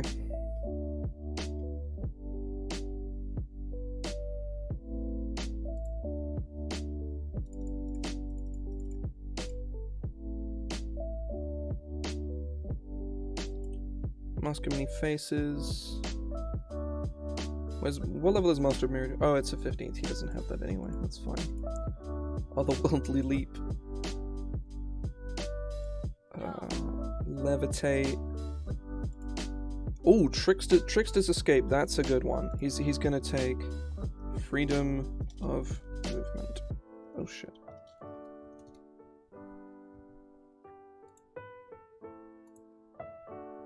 So I need one more, I think. What is dreadful word? No, it's bad.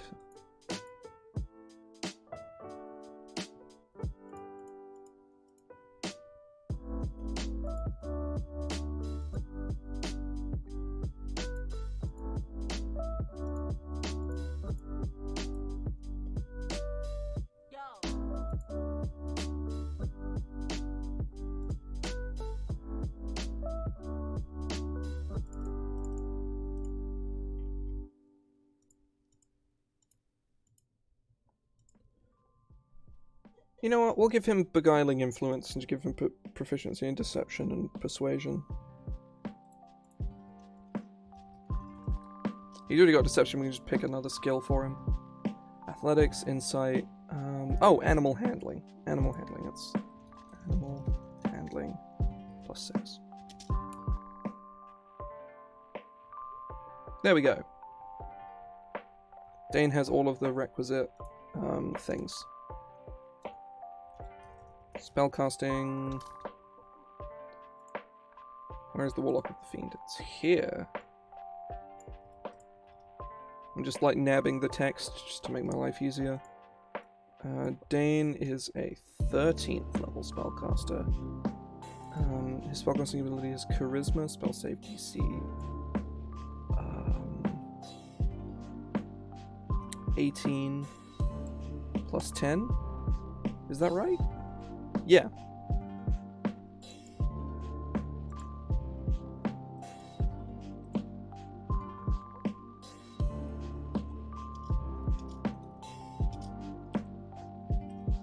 He has E-Blast. How many cantrips do warlocks have at this level? Oh no, I know the answer. It's 4. So he has Eldritch Blast, Toll the Dead,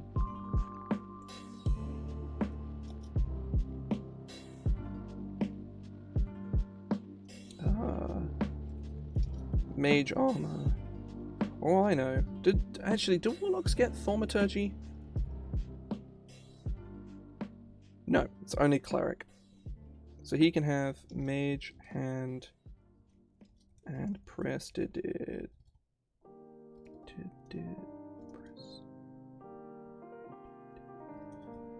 Prestidigitation. It's the first time I've actually had to stop and think about how to spell Prestidigitation in a long fucking time. Which is surprising, given, you know, that to be the case. Oh, that's something. All of these, like that. So it doesn't look like a bag of wank. First...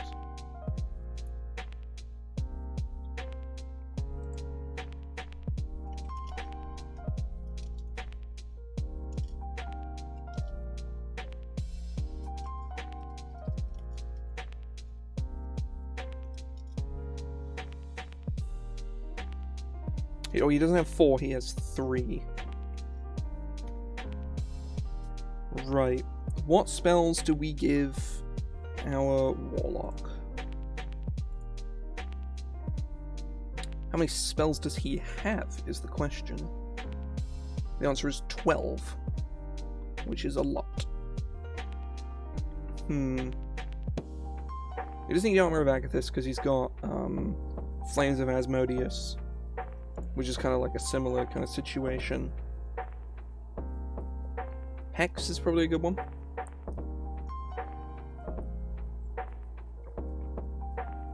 Oh.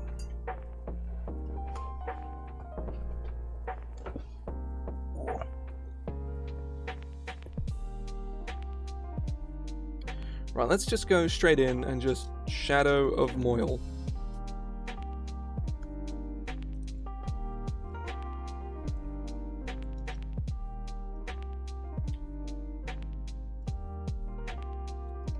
Question is, do we give him Spirit Shroud as well? I don't think he needs it. I think given that he's got a Flame Tongue, we might be pushing it over the edge by giving him Spirit Shroud as well. We'll give him Hex, though. Like, God, imagine picking Hex now. Like, Hex is such a sad spell now.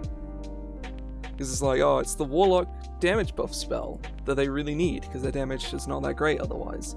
And then there's just like, Spirit Shroud, just, you know, kind of Theresa May striding onto the scene. Like, hello. You're a Warlock, so this costs the exact same as casting Hex. It does more damage, and it scales. So why would you ever use Hex?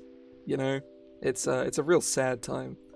I think Shadow of Moil is legit, like, super unhealthy for the game.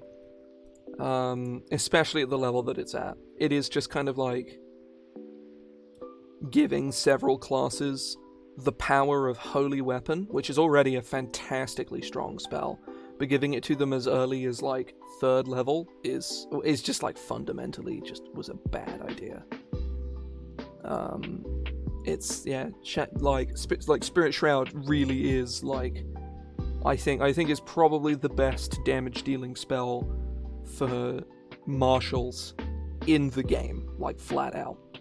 Like Holy Weapon has its niches in instances where it's better, but the fact that well, you just pick up Spirit Shroud at 3rd, right? That's like, because it's a 2nd level spell. Like levels 1 to 2, yeah, you totally just use Hex, because it's, you know, you can't get Spirit Shroud. But the second you hit 3rd, you pick Spirit Shroud and you just use that instead. It has like some limitations, like the 30-foot thing and the fact you can only cast it on yourself, unlike Holy Weapon. But even just like, you know, it's like the look what they need to mimic a fraction of our power kind of thing. It's like, you just fucking pick it up.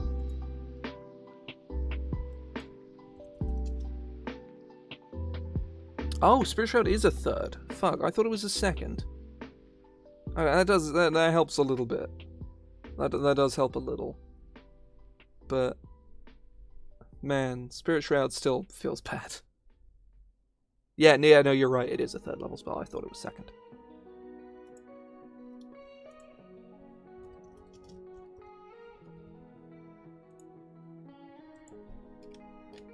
Right, so we've got 2 spells for this guy. What other spells can we pick up for him? Let's look at the Fiend list. That's a good idea. Yeah, I think there are limitations to it, but I think ultimately, like, it is just obscenely powerful. Like, it is just numbers, so like ultimately,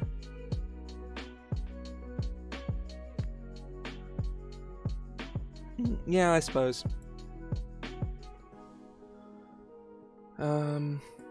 Right, where is Fiendlock? That's something I want to look at. Because I know the Fiend list is pretty bad, but there are... Oh, no, there's Scorching Ray here, so that actually it's pretty decent. Scorching Ray.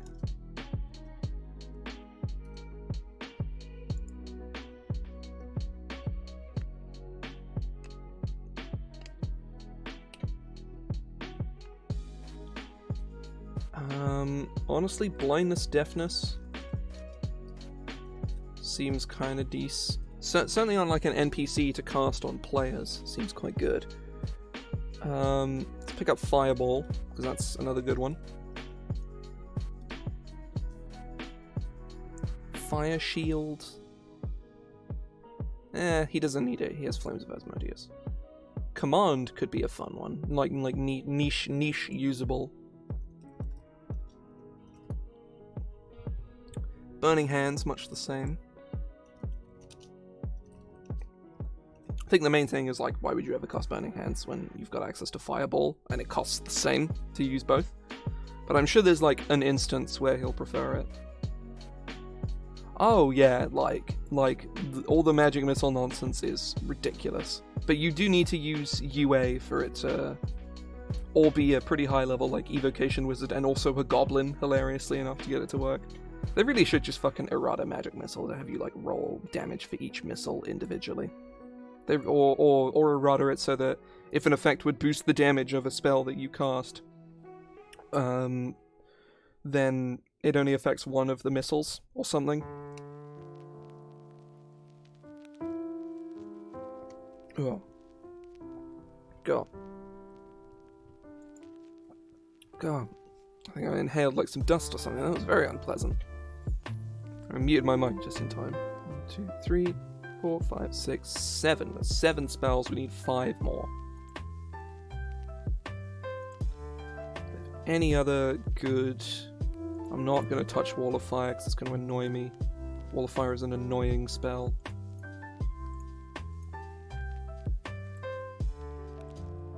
Right, let us look at Warlock spells. Let's look at like 4th and 5th level for now, just for the sake of simplicity. Banishment is a generically good spell that we're just going to give to him. It's just generically quite good. Contact Other Plane feels like a fun one. Yeah. It's a shame because, like, Twilight Druid is really interesting. Like, and is really cool. Infernal Calling is pointless given that he has, Summon Fiend, like, over here, just kind of hanging out. Shadow of Moil, already got. Oh, Teleportation Circle. Oh, it was added to Warlock with the thing. That's interesting.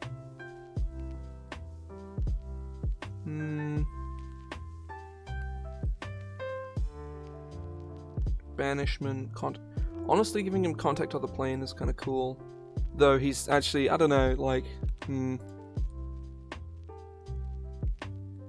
Elemental Bane, that's a cool one.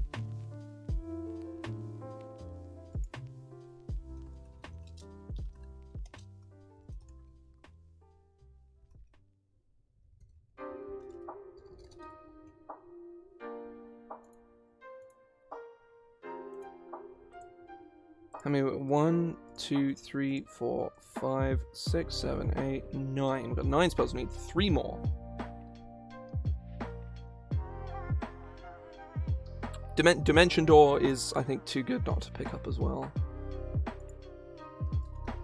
Especially because he can choose to go... Well, you know, he can't choose to go with Scarmillion. That's something I will have to amend. But I think I know how I'm going to do that anyway, so it's fine. Let's look like 3rd level Warlock spells. Counterspell is a good one. Fear is also very useful in the right situation. Oh, those are probably going to be the picks, actually, is Counterspell and Fear.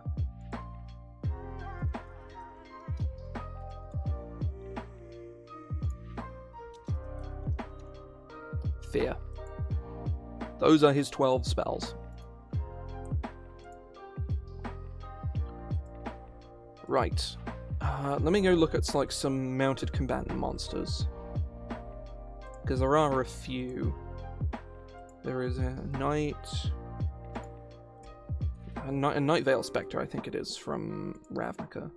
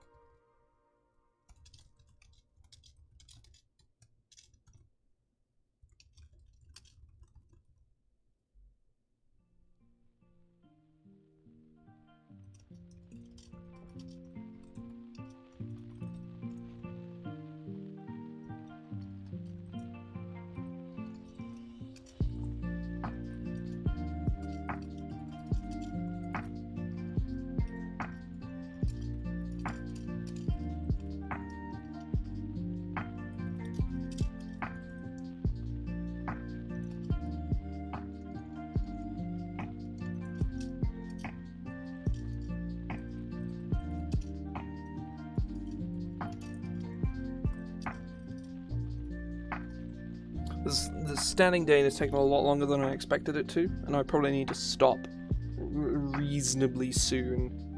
But I'm gonna make efforts to like get as much done as I can. So yeah.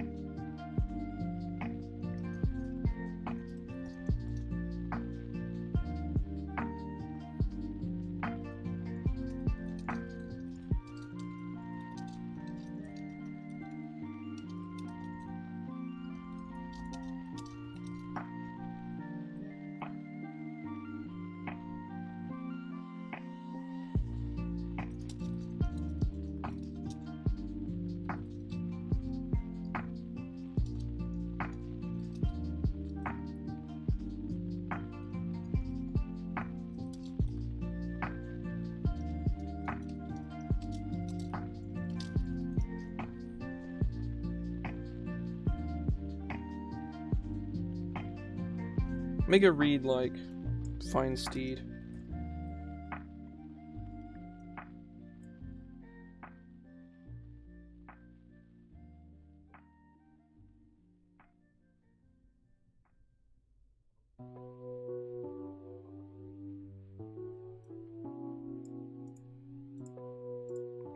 Additionally, while mounted on Scar Million.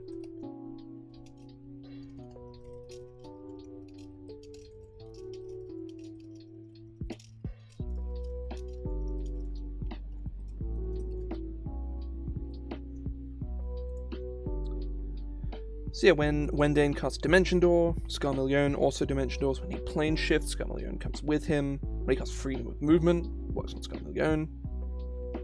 When he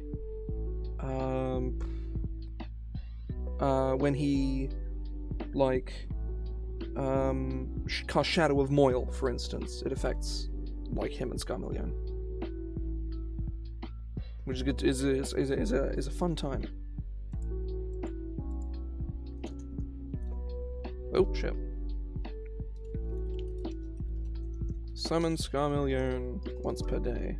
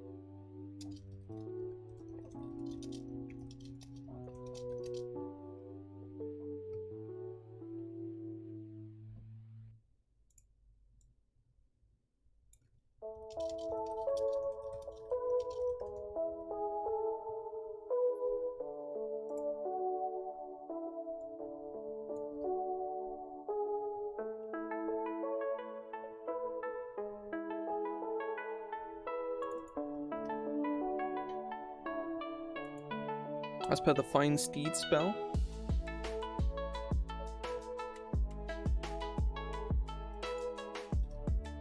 That works, right? He just summons it as per Fine Steed.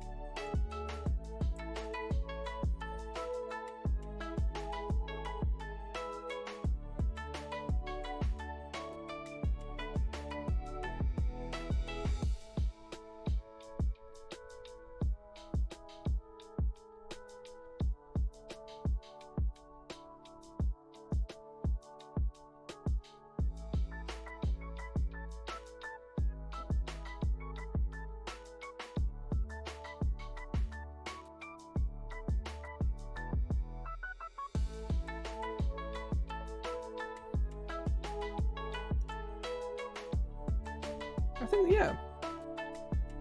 Yeah, that just kind of works. As per, I'll do the Find Greater Steed spell.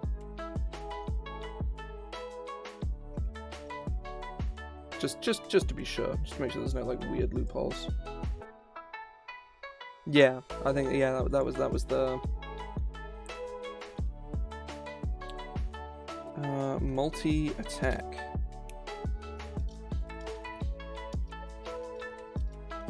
Oh, attacks with Sulfatros. Sulfatros. Oh, why is the font so weird? Oh, it's just size 12 for seemingly no reason. Okay. Why has it done that? Why has it just gone up to size 12?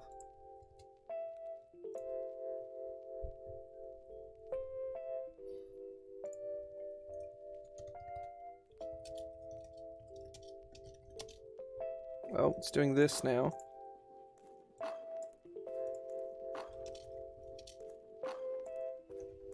Hit. So it's 1d8 plus 5 slashing damage. That's 9. Let's check that. Flame Tongue.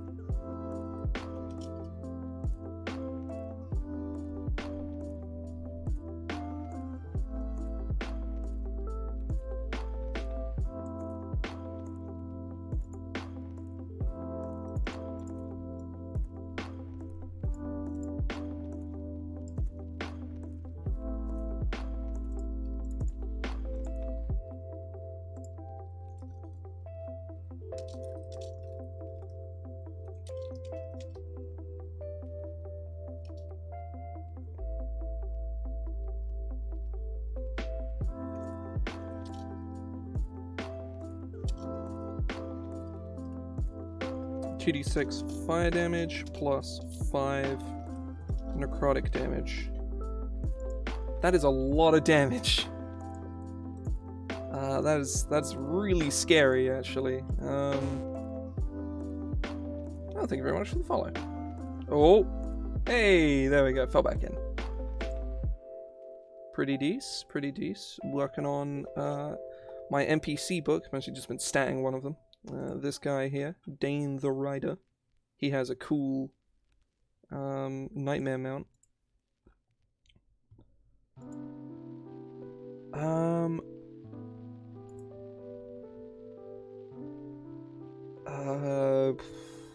2014. I started with 4E, but I didn't play a lot of it. I was super young at the time. I've been playing 5th edition for like 6 years-ish. I started in like 2015. So yeah, 6 years. I think it was very recently just surpassed 6 years. Oh yeah, 100%. Like, I've yet to find any game that even comes close. 5e is insanely good. I've played 4e, which is weird. 4e has cool stuff in it, but it's not really for me. Call of Cthulhu, which I hated. I've played...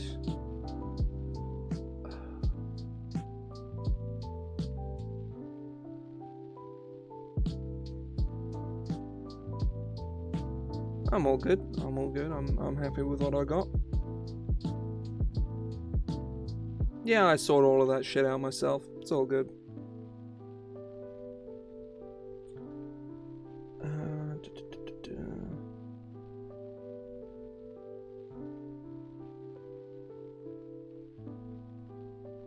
Right.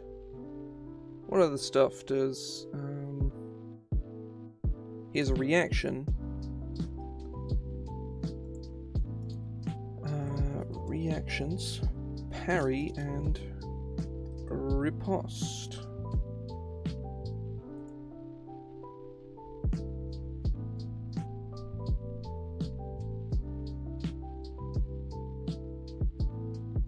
Yeah, I guess it's because they don't want you picking, like, a bunch of, like, weirdo crazy shit. Like fine steed is specifically like, you know, it kind of doesn't matter. All of the beasts are super fine.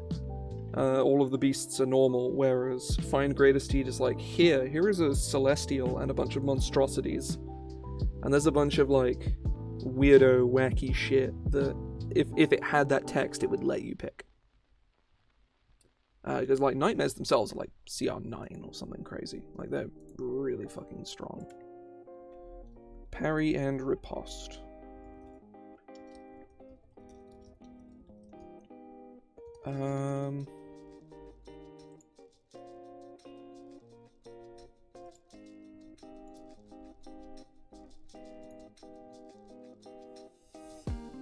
Oh, got on my back.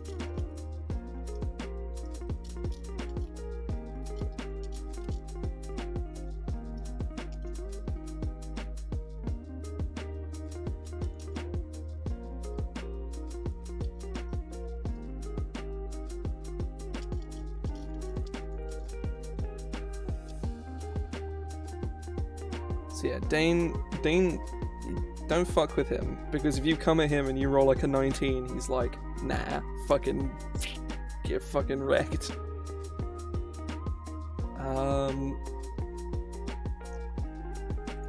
Yeah, now it is time to do... Oh, he needs hit points. That's something. Let's just start with like 20d8, plus 20 times 3 is 60. No. No, 60 is right, it's just because I wrote 40, like an idiot.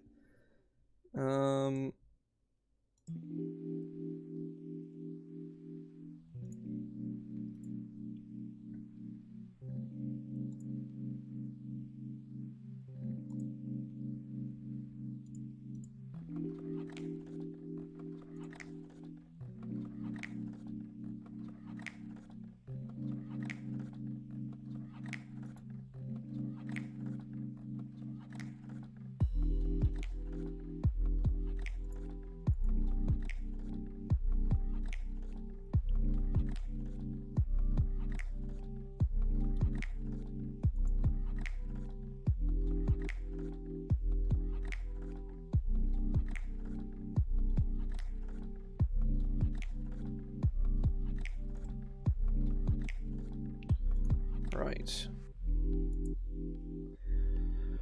So that's 90, it's 150 hit points, which is probably a-okay for now. Right, let's test the math. He needs to be CR 13, he has 17 AC. Hit points, let's say it's 20, yeah, 150 hit points. It's plus 10 to hit. He has like 2 relevant damage. No, actually no. I think they're niche enough where it's not going to really impact anything. He has regeneration. Where is his regeneration? He has regeneration 3. No, not 3. His regeneration 10. What else does he have?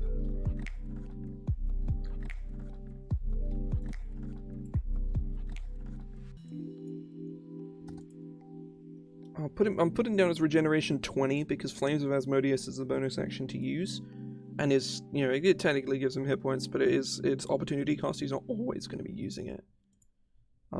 Also gives him heated body, over 7. Um...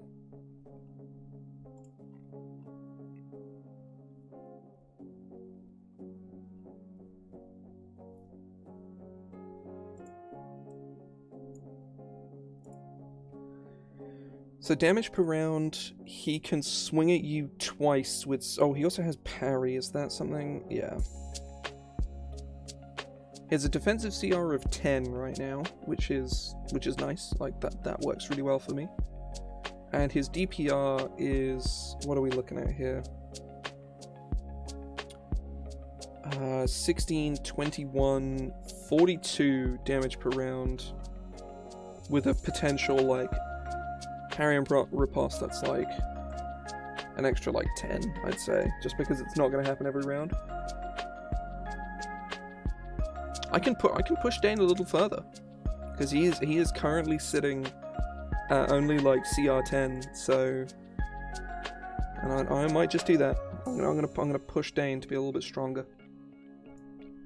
Let's do 10 over here.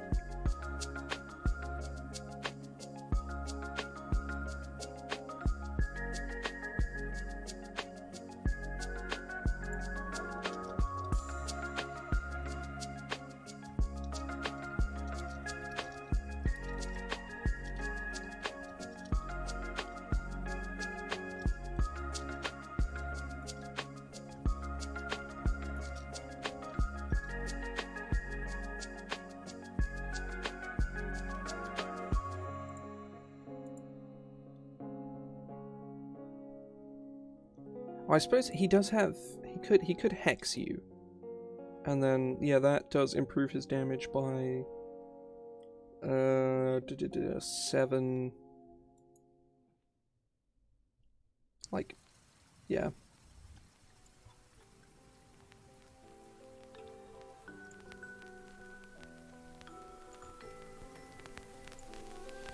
So +6, +9...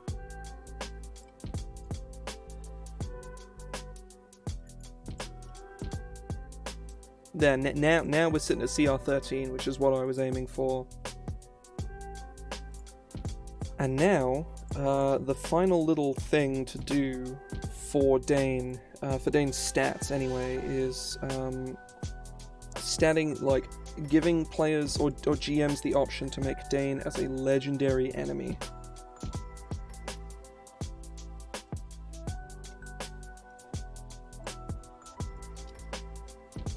Dain as a legendary foe. To turn Dain into a foe suitable as a boss encounter, consider the following alterations to his stat block. Now I'm just gonna like nab this stuff from one of the other characters.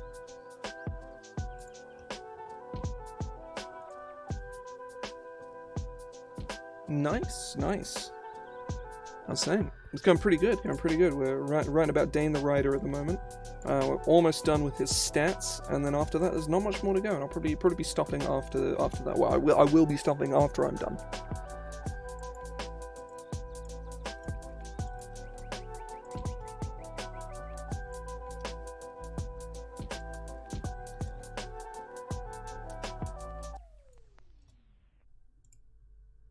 Oh no, that should be italicized. Yeah, I've just nabbed this from like another one of the characters.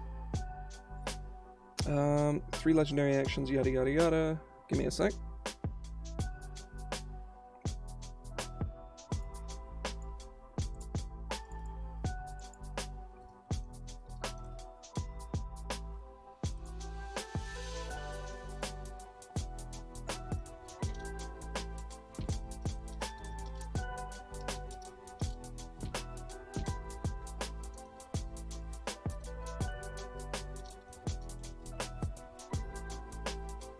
fires 2 beams, or you know what? Fuck it. Dain casts Eldritch Blast. So he's got +10 to hit, but it's like he hits you he hits you 3 times and it's 3d10 damage, which actually winds out a lot less than what Sulfatros does to you. That's like because he doesn't have Agonizing Blast. He just kind of blasts you and that's it. Sulfatros. I just like. Dain makes an attack. Sulfatros.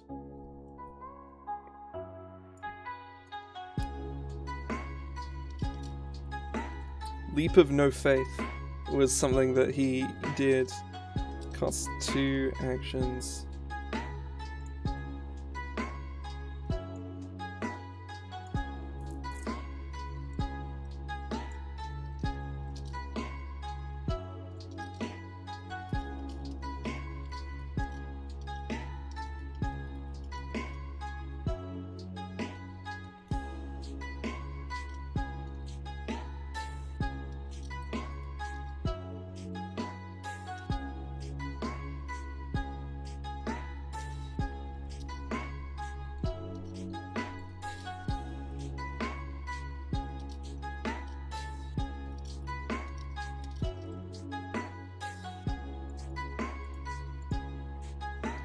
A wave of fire that fills a 30-foot cone.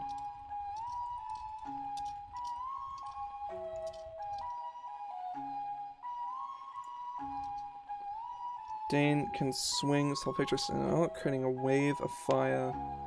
Each creature caught in the area must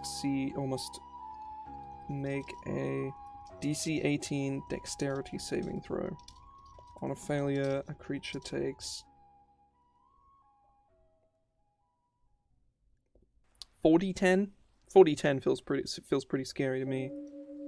Take 22.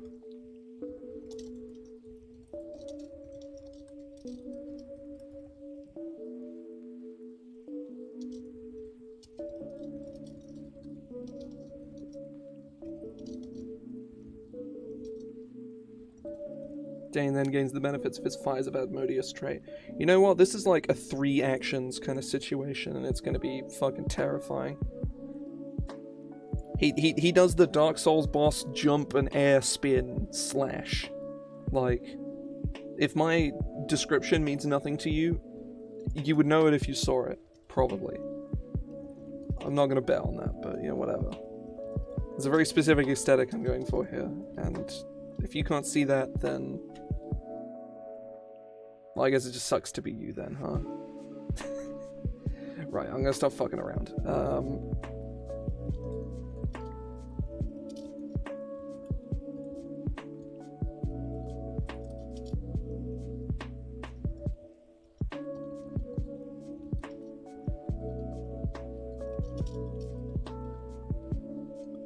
The attack or move action.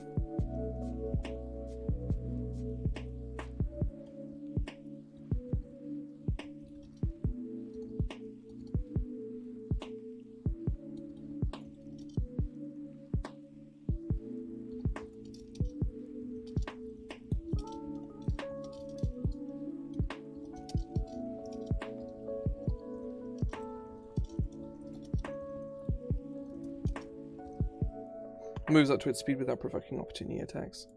Hell yeah.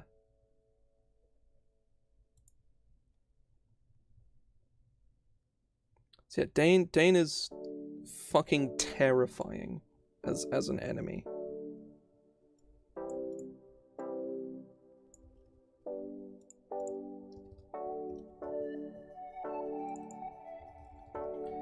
So what does his DPR turn into now? Oh, he also needs oh, that's weird.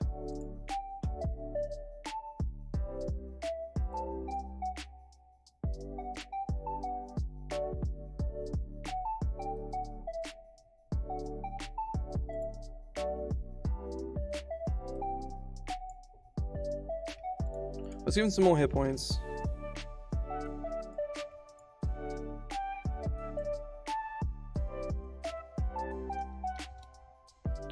$30 times 3 is 90.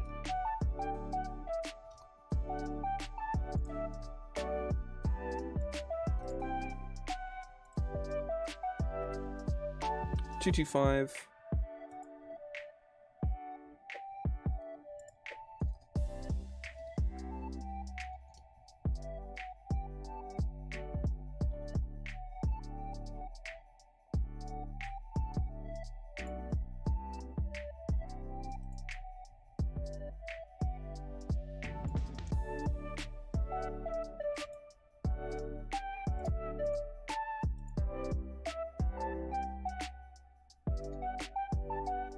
$2d6 plus 5 is 12, plus 1d8 plus 5 is 21, so plus 21 plus 21 plus 21 is 125.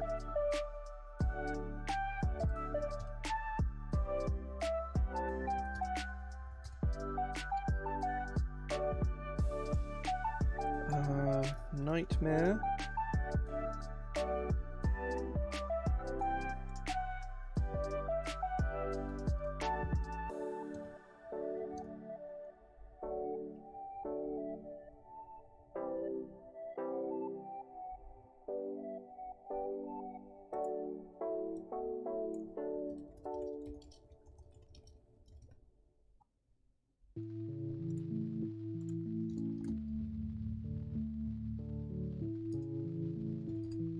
It's 113 damage per round, approximately.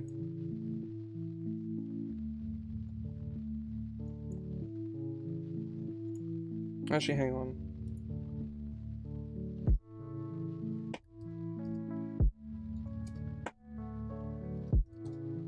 Um, 111. Oh, did I not put his fucking AC in? Oh shit, I didn't put his AC in. Oh Christ, okay. Well, he goes up to CR20, but that's, you know, that's neither here nor there. Let me just, it's 25,000 experience. Or 25,000, yeah, 25k. Let me go back to, like, his OG...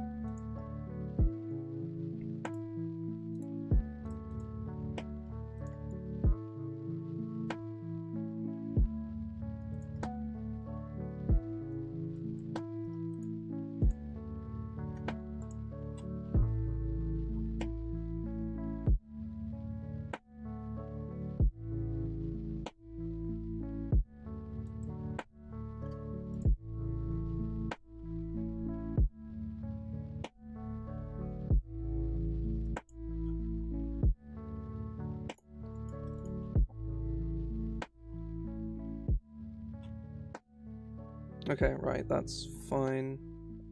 Something I did forget to do was this, and then 30, hang on, just don't mind me, I'm just, like, testing things in the background. That money CR21, which is, 33,000 experience. So yeah, Dain is fucking scary. Because he comes in with just, like, he comes in with a minimum of one friend, and then fucks you up big time. Though if you get the drop on him, he has to use his action to summon Scarmillion, and then he has to, like, use his bonus action to then mount Scarmillion as well. Or he can use half his movement and then cast Hex on you. That's probably what he's actually going to do. But, yeah, say.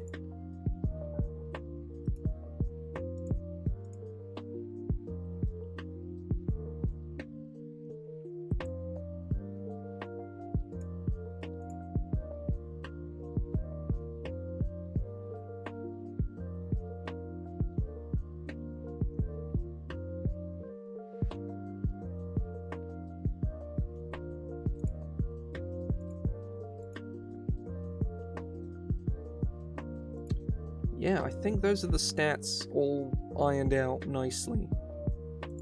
So Scarmillion is a powerful nightmare gifted to Dain by Asmodeus.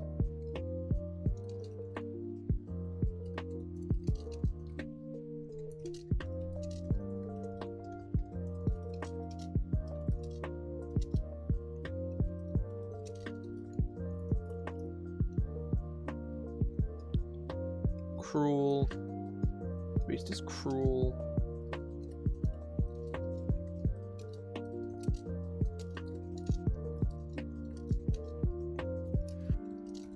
Which it follows with vigilance.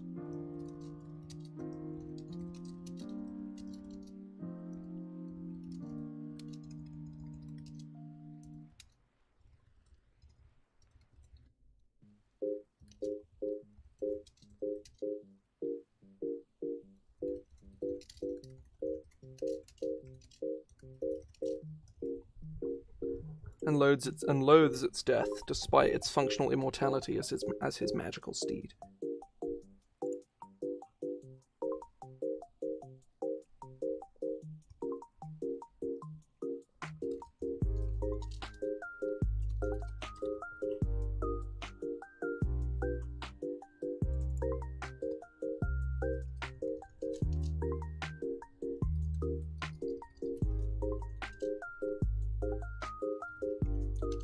The Fiendish Stallion.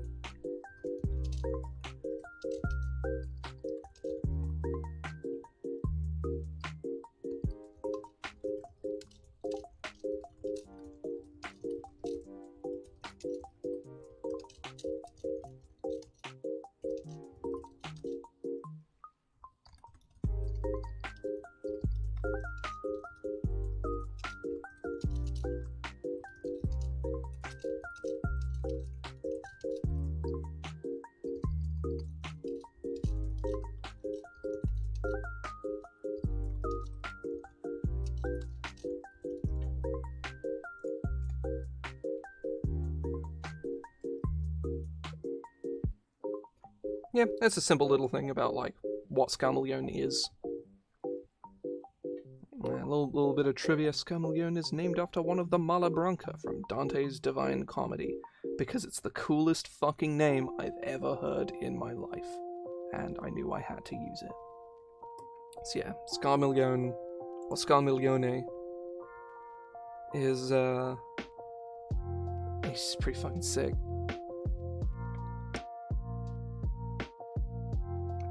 Let me go find all the names of the Mala Branca from Dante's Divine Comedy, because it's fucking awesome.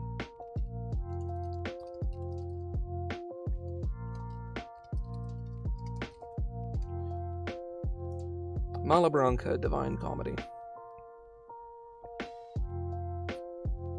Alicino, Barbarica, Cognazzo, that's the other really good one. Calcabrina, Siriato, Dragignazzo is another fucking awesome one. Farfarello, Drathiasane, Libicoco, Malacoda, Rubicante, that's another good one. And then there's Scarmillion. It's so fucking cool. But, right, Dain's freedom.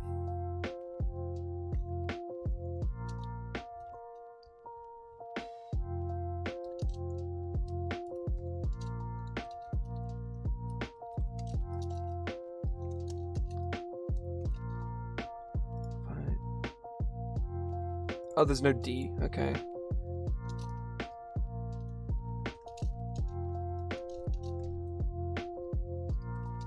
He holds no love for Asmodeus.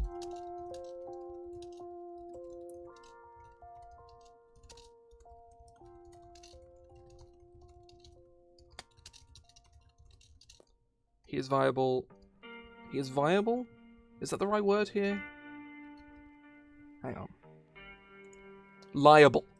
Liable. That's what I'm thinking of. He is liable.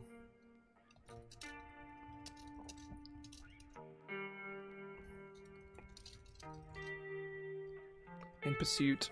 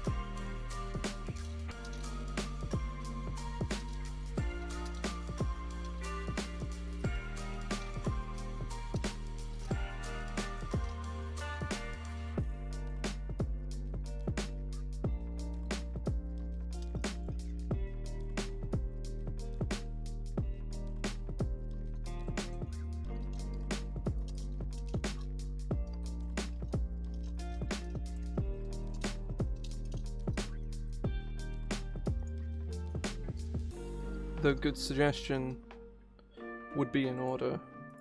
Would be needed. So that's that. And now there's just Angela's notes. And basically Angela's notes, for anyone who isn't aware, or wasn't here when I was explaining it earlier on, is basically Angela going on about like her experiences with this person. And Angela's kind of character is that she is basically an immortal herald. She's, you know, she's, you know, spends her day as a fortune teller and as an alchemist, but generally speaking, she is a herald of, like, she is an immortal being and a herald of the divine, and a sort of like an arbiter of fate. So she tends to meet a lot of important people and a lot of powerful people, namely Dain and most of the other characters from this book. And I'm thinking, there's basically two routes I can go down here. Is Angela talking, like going off on a side tangent about like the devils and like the archdevils and stuff, or her just being really thirsty. And the thirsty ones are all really funny, and I don't think there's going to be any more of them in the book. Let me just go through like all of the other characters. Is she going to be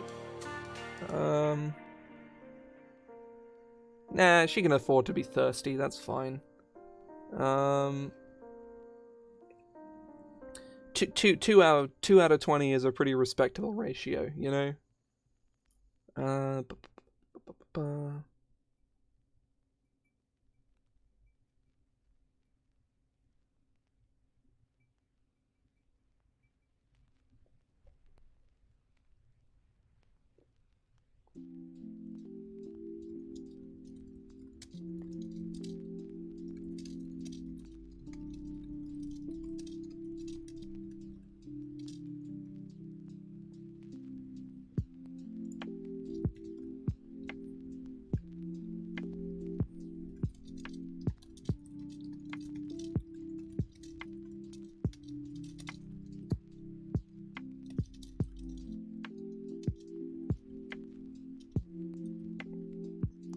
Ah, yes.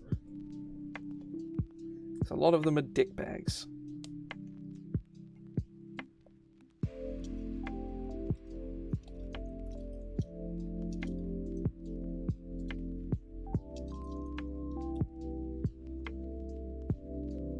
Dain, however, is not a dickbag.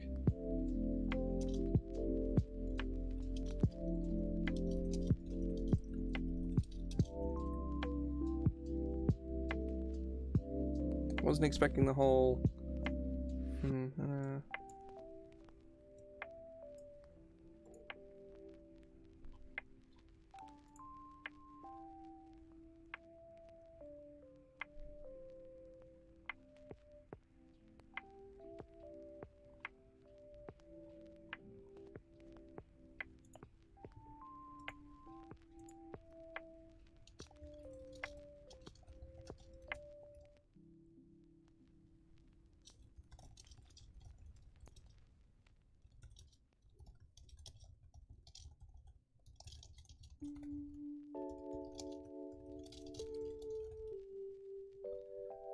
I wasn't expecting the whole Night of Hell thing, though in hindsight, his horse is really spooky, so I should have seen it coming, really. I think creepy is probably a better word here.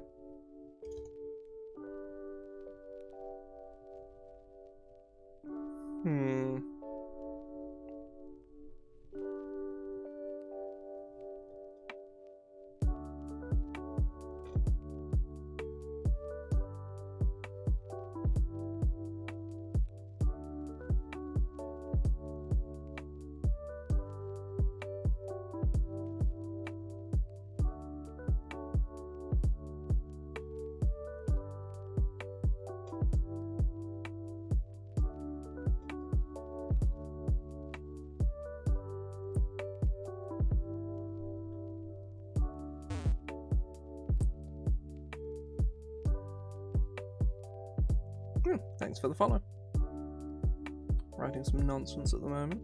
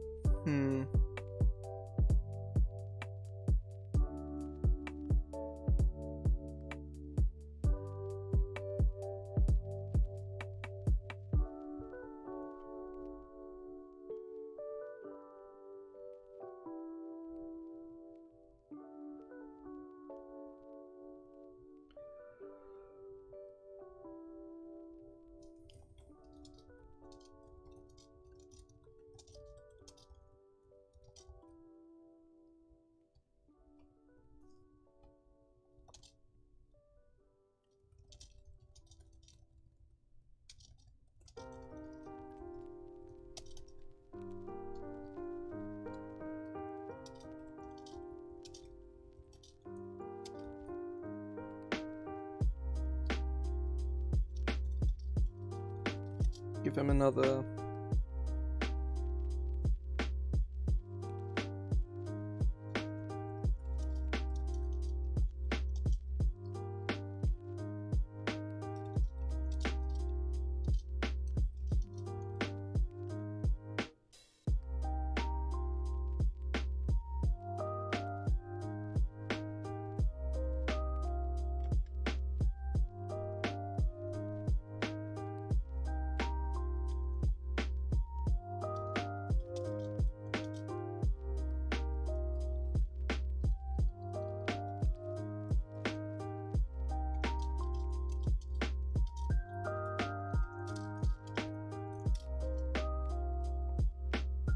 Greetings. The whole honor code and the sort.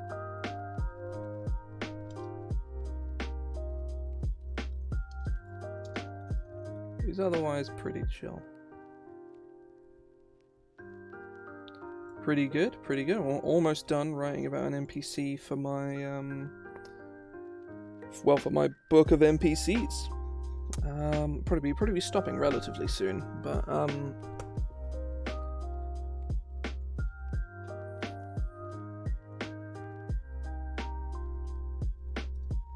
okay, right. Do it. Sex joke, yes or no? It is Dain the Rider. This guy. He is a knight of hell. Hence the the nightmare and the flame tongue sword and the sword.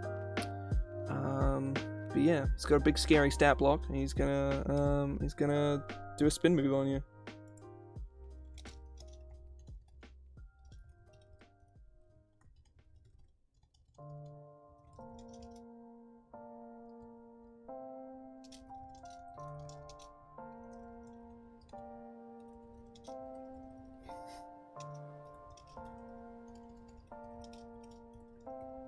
There. Eluded sex joke. Right. I think that's that, actually. Yeah, I think that's the whole shebang, which is nice. I'm very happy with how this turned out. Because Dain is awesome. Hence this art. So fucking cool. But yeah, he's got all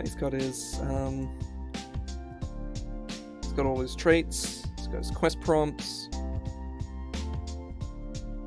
He's got his crazy fucking stat block. Yeah, I'm super happy with how that's turned out, and I'm really happy with how this stream has gone. Oh, there's a bug. I got it. There's those little tiny little fruit flies that get in here. I don't know where they. Well, I guess my window's open. That would probably explain that, really. Whatever. But I'm definitely going to do this some more. I think I'm going to do these at least. I'm going to try and do these at least like twice a week if I can. Probably only once a week for the next week or so, just because I've got a lot of things going on during the day right now. But soon I will have many less things going on during the day, and it will mostly just be working on this book. And given that I've been going for about 3 hours, and yeah, that it's pretty much as I thought. It takes me about 3 hours to write one of these, and if I do it on stream, I can do the whole thing in a day, which is great, as opposed to spreading out over 2 days like I would normally because I'm lazy. So this is really nice, actually, just kind of hammering all of this out in a short space of time. I'm having a good time as well. It's cool. Had some people drop by, looked at some homebrew stuff. Had Lisa or Lisa. I really need to find out whether it's Lisa or Lisa, because I do not know. From the DMs Guild, pop in. She's I believe the community manager, among other things, I think. Which was really cool. I think she retweeted the fact that I was doing this in the first place. At least the official Twitter account did, and I would assume she's the person in charge of it. He says. I don't actually know for sure. Again, I should really fucking look into it a bit.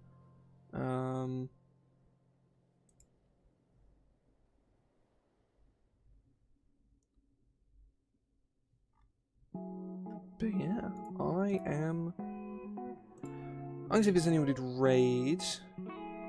Nah, no, there isn't. That's fine. So, actually, I'll see who is streaming D&D stuff. If anybody's doing any homebrew, I will go and raid them. Let's take a gander. Oh, sweet. We're like number 7 on the list. Nice.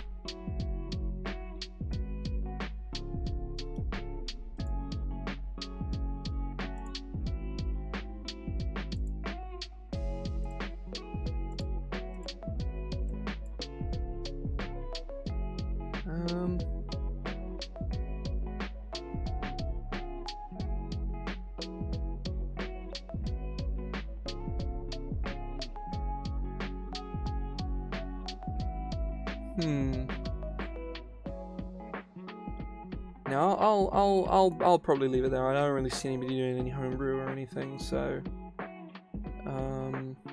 yeah, I'll probably head off there.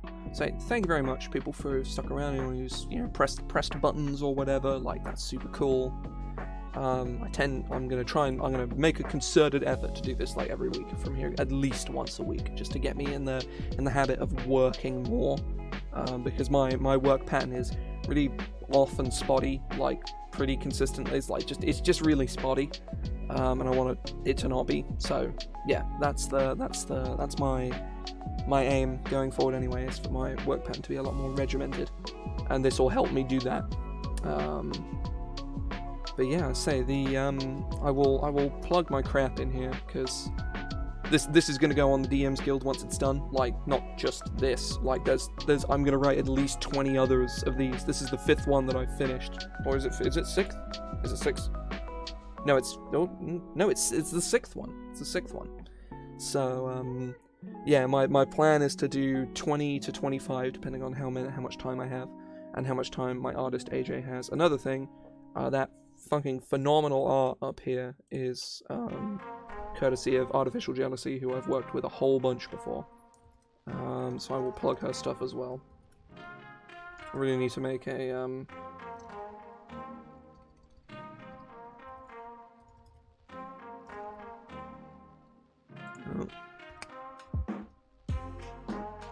So yeah. I need to make a thing for that. But either way. Thank you very much for those who stuck about. Thanks for those who've pressed buttons or whatever. All my crap is in that. That's basically my portfolio. All the stuff I've done. Got like book of spells, book of magic items. It's all on the guild or on drive-through. Stuff like that.